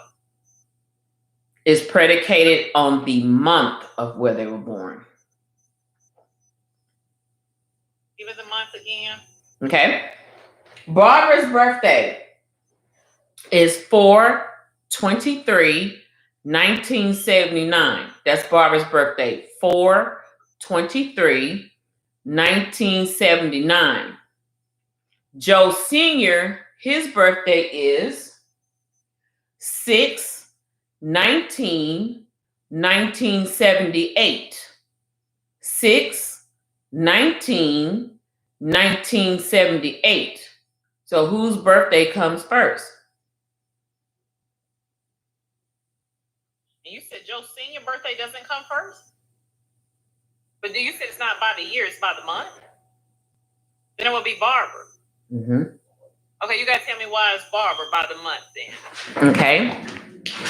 It is Barbara because April comes before June in the calendar. Okay. Right? That's true. Okay. So we're going to file on Aetna first. Okay. Then, once the EOB comes back, then we're going to file on Joe Jr. second. I'm sorry, Joe Sr. second.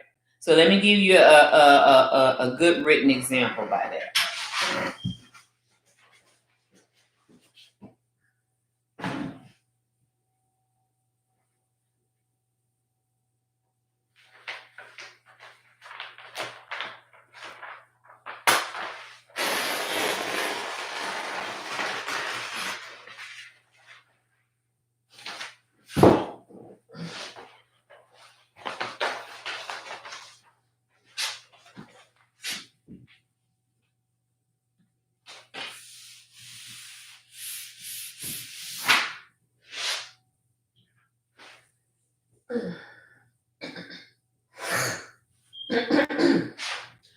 Coordination of benefits. Okay, so Joe Sr. is June 16, 1978. His wife, Barbara, is 4/23, 1979. Joe was born in June. Barbara was born in April. So we would file with Aetna first.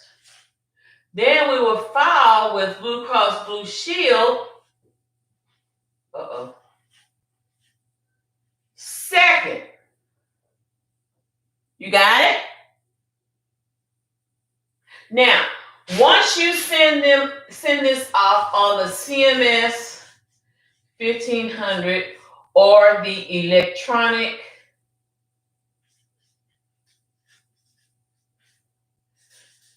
medical claim form, and there's a proper name for it. I think it's 14 something, I can't remember. You're going to send the billing for Aetna to process. Once they process, let's just say, for example, this time, and once they process, let's say, for example, they say that, we're going to pin this claim. Now, they pin this claim because they are requesting information on secondary coverage.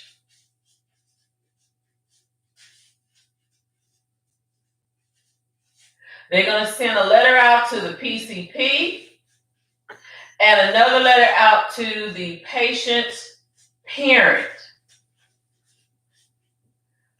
Either one of them or both is going to answer that questionnaire to say, yes, there is secondary coverage. Okay? Now they're going to send the information back in.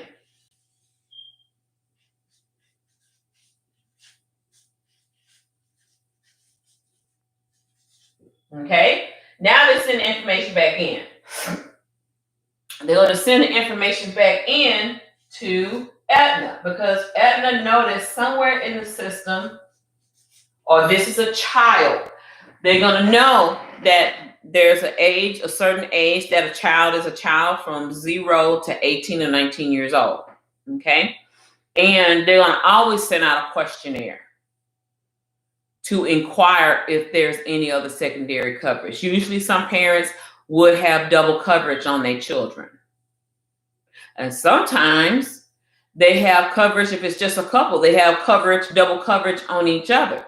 But the COB rules do not apply just for adults. It only applies for children and dependents, be a foster kid or something like that. But it does not apply for dependents as far as the elderly, mom, dad, brother, sister. Mom, dad, brother, sister, big mama, big daddy, god mama, god sister. No, it only applies for children that live in your household and you caring for them. Okay, and you claim them as a dependent on your taxes and on your. You have to show proof of why you claim them as your dependent if they're not your blood-born child or a foster child or whatever. Let's suppose they're your nieces and nephews. You got to show some sort of affidavit that you've been given rights to care for this child while their parent is, I don't know, incarcerated, while they're in rehab, stuff like that. Okay? So it goes to Aetna. Aetna is going to give back an EOB. That EOB saying that we paid out of $200, we have paid $80, and a parent has paid a copay of $20, which leaves a residual of $100 on the adjustment. However, the adjustment part is what the secondary. So this is now called primary billing.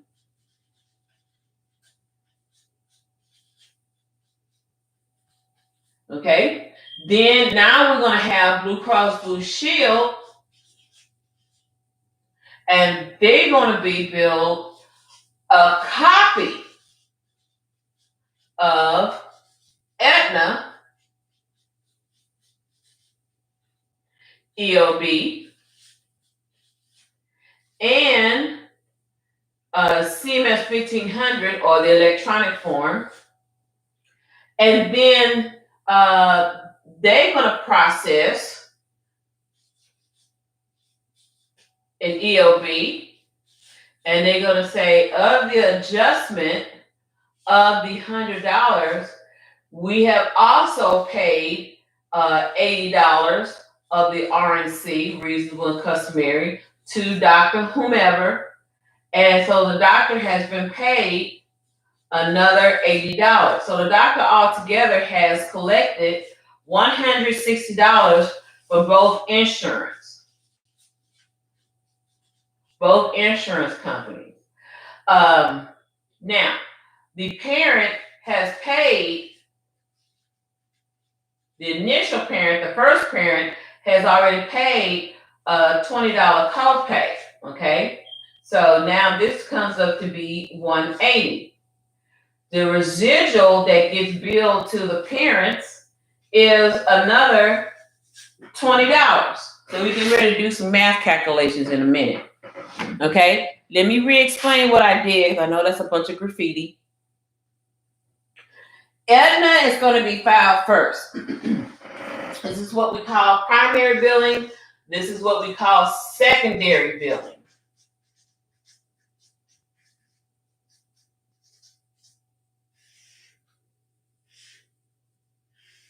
Okay. Now, in primary billing, you're going to send the billing information off. EOB is going to process the claim. EOB may justify it and pay it. Can't promise or guarantee, but we will process the claim according to reasonable and customary. That's always a disclaimer. You're going to hear that every time you call in. Okay? That's their safeguard. And they're saying that the doctor was paid $80. We minus the $80 out of 100 of what the physician agreed to. So the $20 from out of there is what the patient already paid. So the physician will get the $80 paid from the insurance company, from the first one. Once that comes in, that's a created position, especially if you're working in a pediatric office. You're going to need a secondary biller. Or somebody that's working for a gerontologist, and a gerontologist deals with the elderly, you know.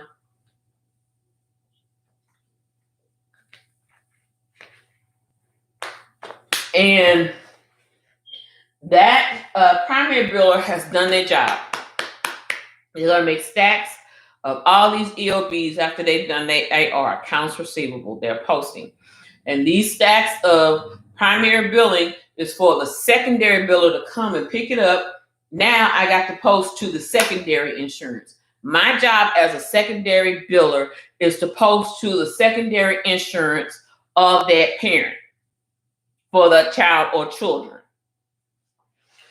So that secondary biller is going to send the claim as normal, like you would, to Blue Cross Blue Shield. They're going to send a scanned copy attached with that, because they already know the insurance company, Blue Cross Blue Shield, is going to request to see Aetna's EOB.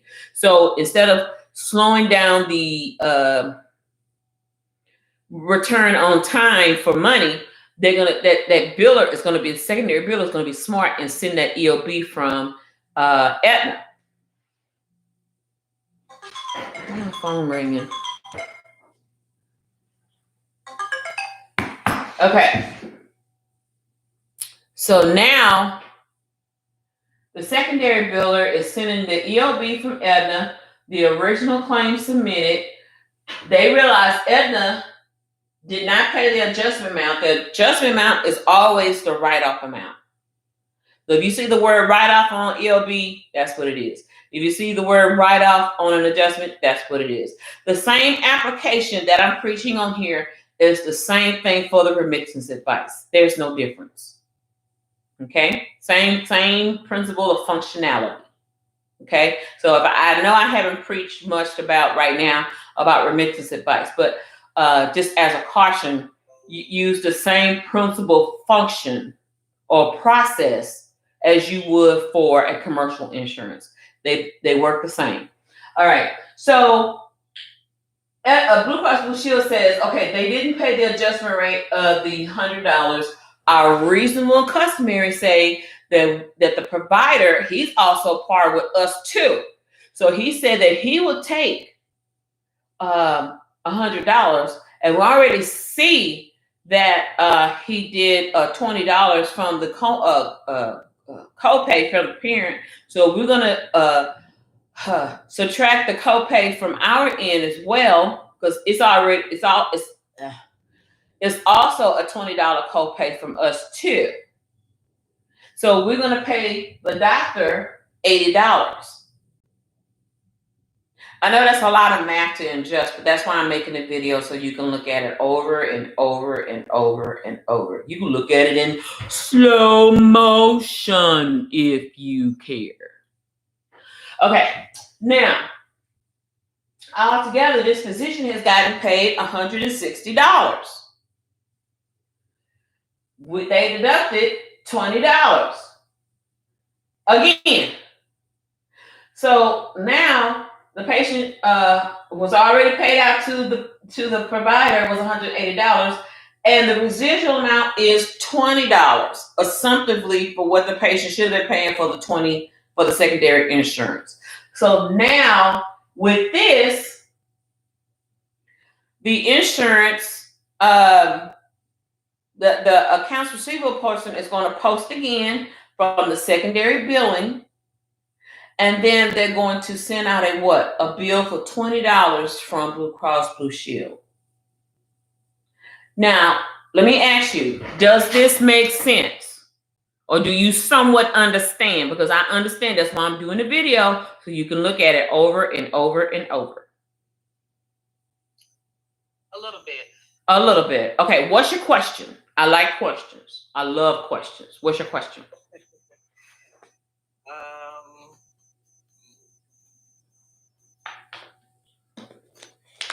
Can't recall right this second.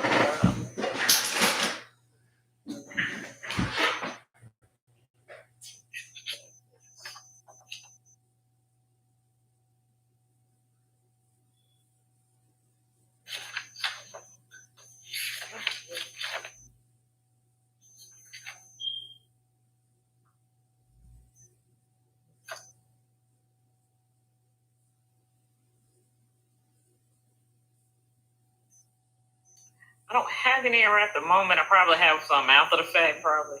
Okay. As I go during the class lesson and stuff, and then I can write down some. Yeah, write it down. Text it to me. I will gladly answer your question. Okay, you'll do another video, or we'll just do it the next time I see you? I'll probably do a short video to your questions. And if anybody else out there that's seeing my video, if you have questions, email me, and I'm going to write that down in big letters what my email address is and what my cell phone number is, so you can text me. It's better to email me or text me so I can better respond to you. Okay. Mm-hmm. Okay. All right. So this is all dealing with coordination of benefits. Pop quiz. Does coordination of benefits apply if it's spouse to spouse or spouse about children? Spouses about children. No, repeat that question again. Okay. Coordination of benefits, COB. Is it applicable to a spouse-to-spouse situation or parent to child situation. The spouse to spouse? No, ma'am. It's parent to child? Parent to child. Remember, coordination of benefits only deal about children. It does not have anything to do with adults. Okay. I'm giving an example of that, but I want you to be clear of that. It has nothing to do with husband and wife. Whose insurance go first? Has nothing to do with that. Nothing to do with that. And I'll do another teaching on this in a minute. But it only deals with children of parents. Okay.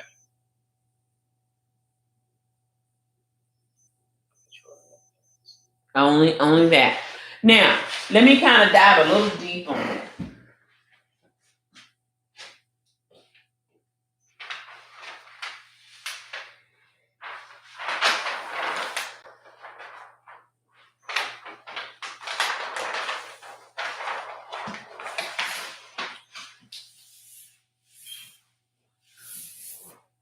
Okay.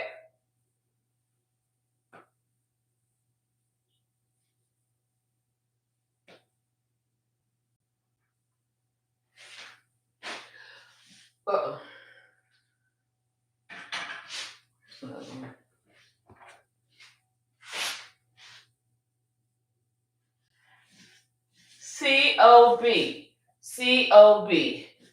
COB in a divorce situation.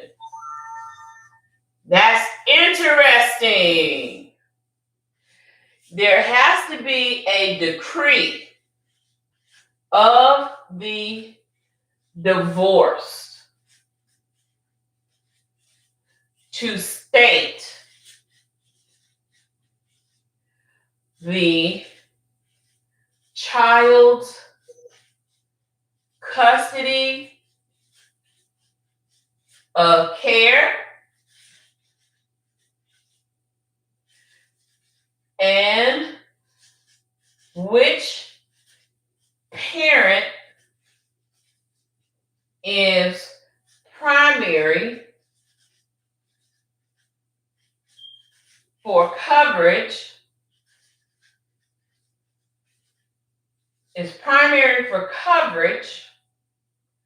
and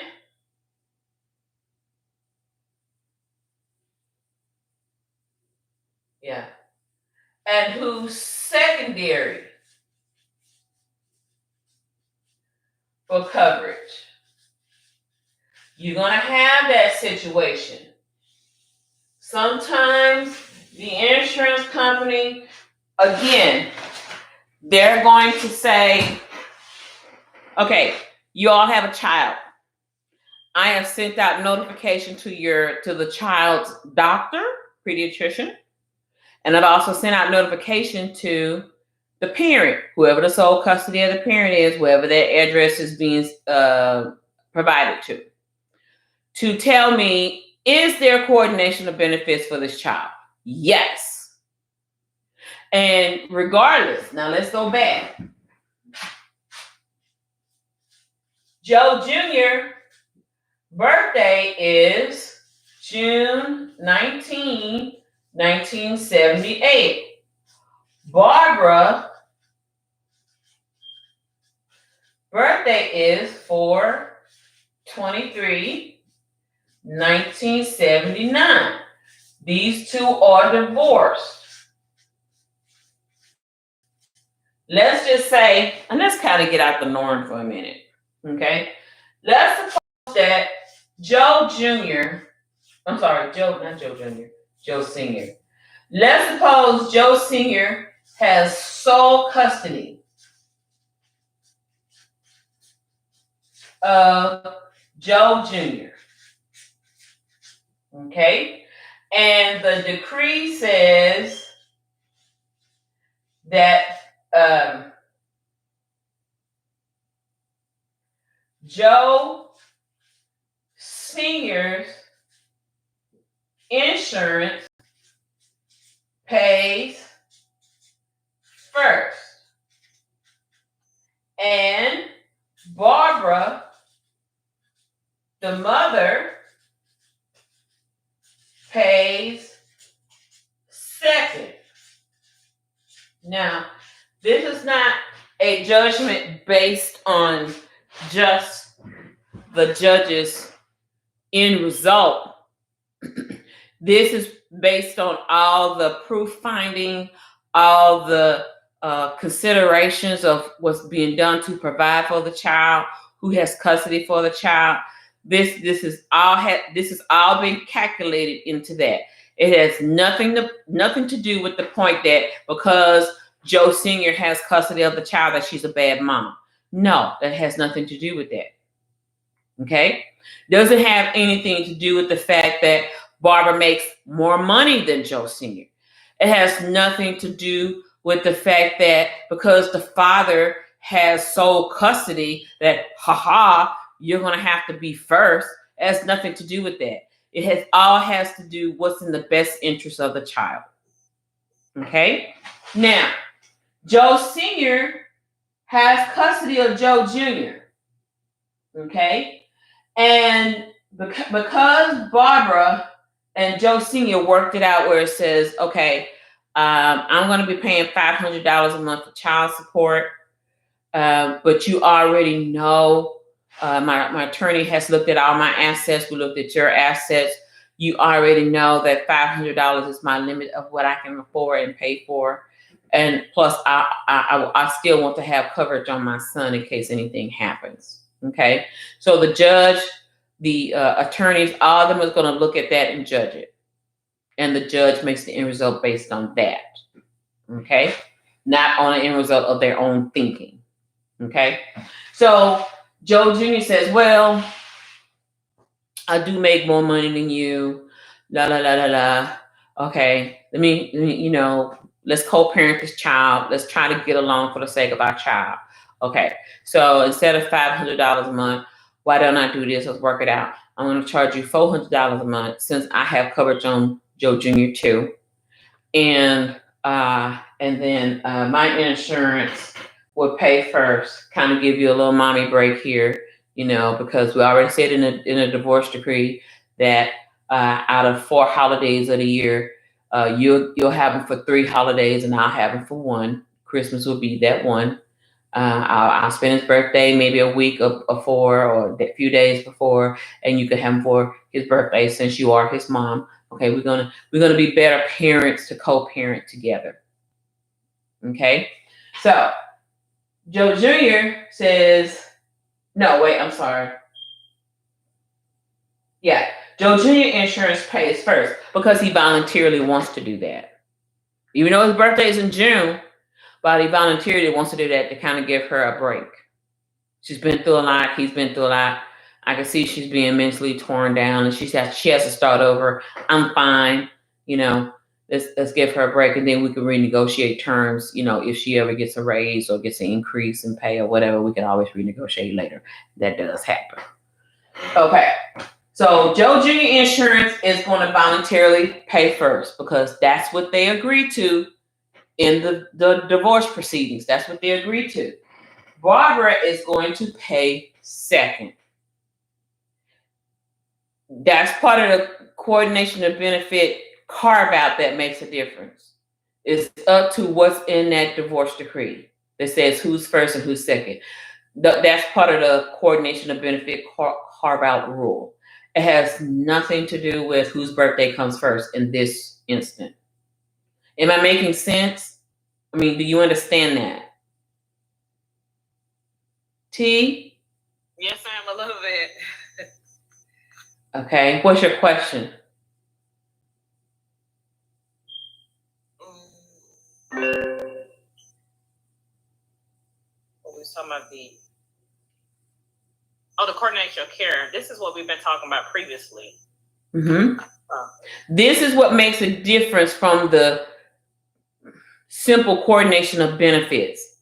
Coordination of benefits is initially according to whose parent's birthday comes first.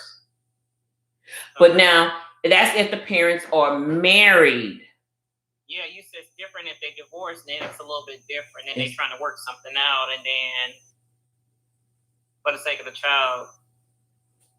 Now, is it the person where the child is residing at the time who the insurance would be first, or it doesn't matter about that? It doesn't matter about that. It's all what they agreed to in the divorce decree. That's why the insurance company will pin the claim until you either show proof that this is your child, or you show, or you mail in a divorce decree to say that on there. Okay. That outside of the birthday rule, this is who's going to really come first, because this is what has been agreed upon in divorce court.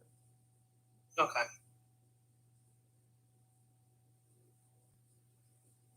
Okay. All right. So I wanted to talk about something else about coordination of benefits. And we'll come back and talk about that. I'm going to put that in red as far as government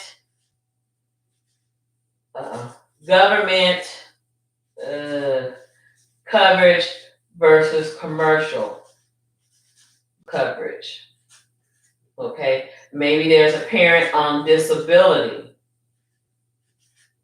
or an older parent that's over 65.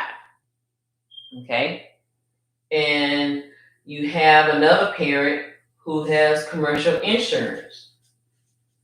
We're going to talk about that a little later. Okay.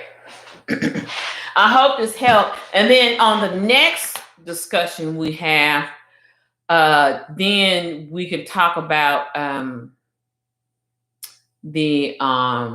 to define the CPT codes. Have y'all learned how to find your CPT codes yet?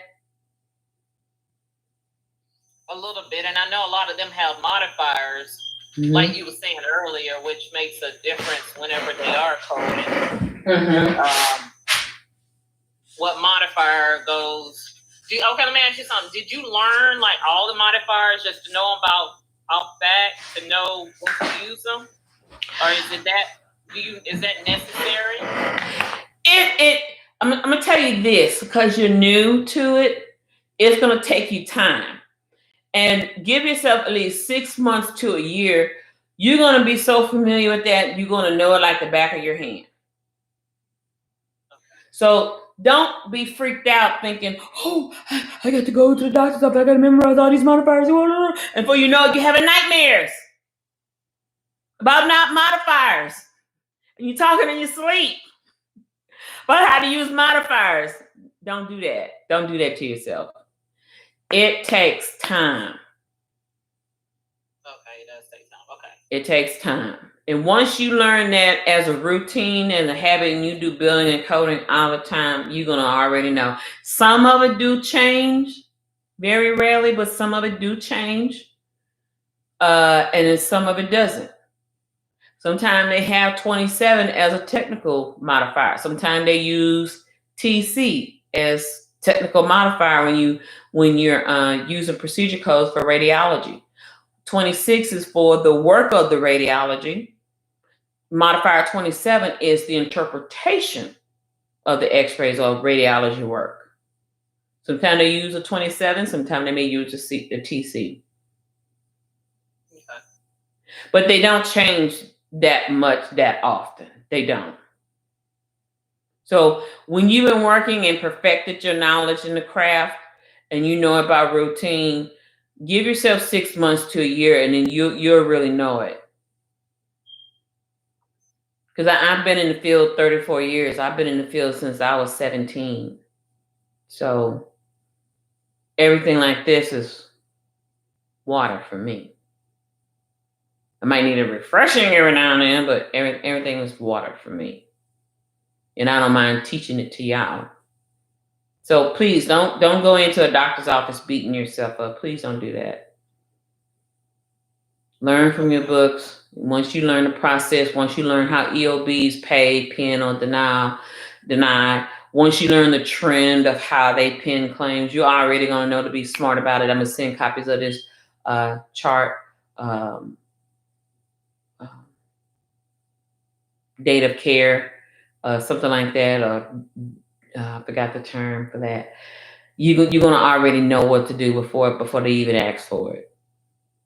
You're going to have little sticky notes all around the monitor of your computer, all around your cubicle wall, on the wall where you work at, and before you know it, you got it. But I would still leave it up there because you might go on vacation for a week and come back and like, what? And you're going to have to study.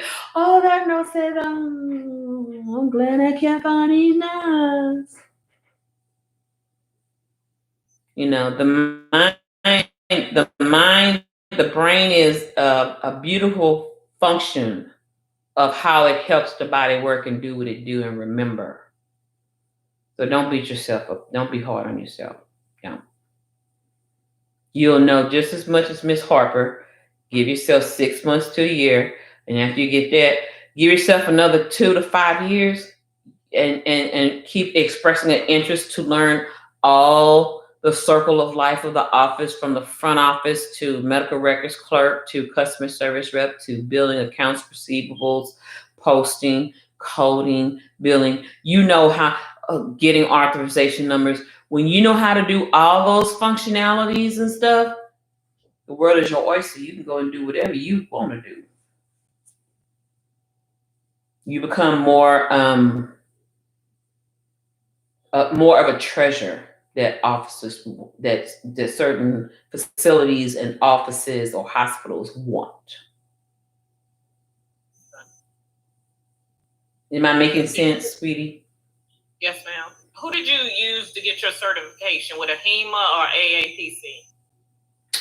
I got my first billing and coding certification through NCCT. I got a second one done through NHAPUSA. And then the next one I'll be getting is my CPC. I put that off because I was trying to get my RHIA. That test is a booger. And you only apply for your RHIA after you get your bachelor's degree in health information management. And I went through so much health-wise, I really have to take time to study that. But AAPC for your CPC, and I've been teaching a student that lately, is pretty darn easy. And I've been hearing that through a lot more of my other colleagues. They say that, it's pretty easy. After you get your CPC, then you can go to a HEMA and get your CCS, because the HEMA CCS certifications, they're a little bit more in depth than what they require for AAPC. Not saying AAPC is not a legitimate agency. It is.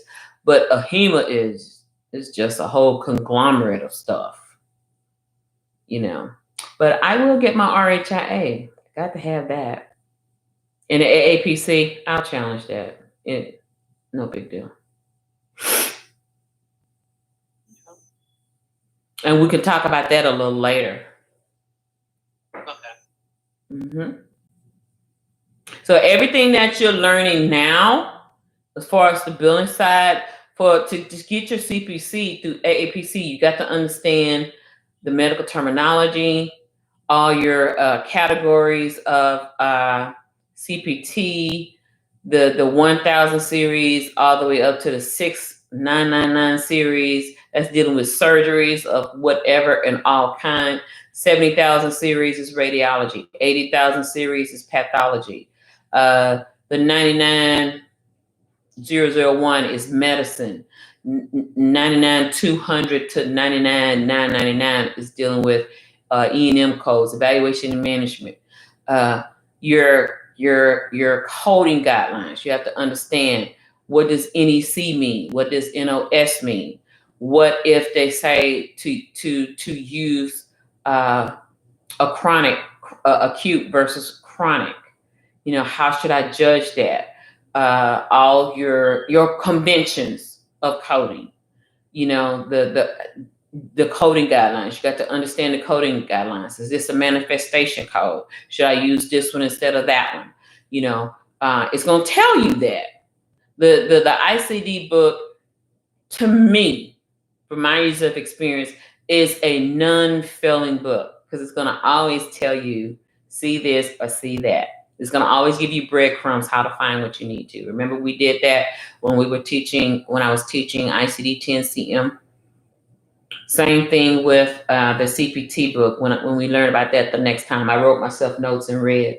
It's going to always give you breadcrumbs to know how to find something and what to do and what not to do.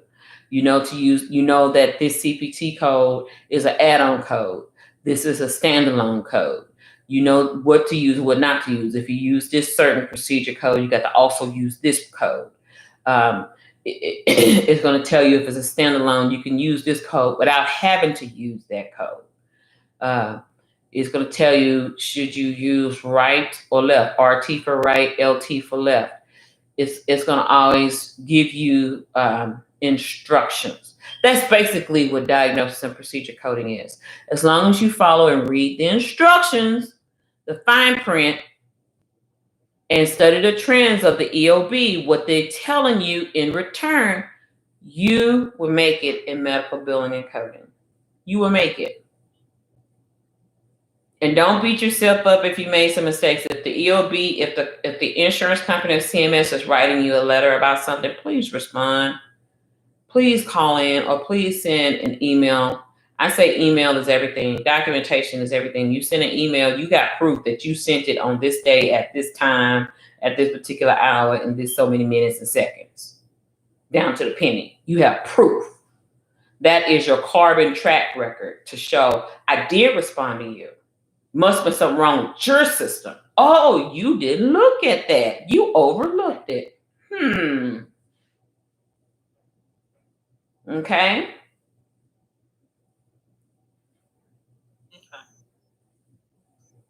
All right, sweet angel. So I'm going to shut down and end this part of the class.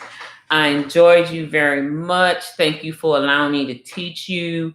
And to all my other beautiful peeps and peepettes, if you have questions for Ms. Harper, here's my information. I'm being Vanna Black right here. Vanna Black. Da, da, da. Here's my phone number. Text me. I don't answer everybody's calls, so you got to text me. Email is best as well. So feel free to email me. Okay. All right. Very good. Okay. As I always say, toodles and smoodles and all you happy poodles. Love y'all. Have a blessed day. You too. Okay. Bye-bye, sweetheart.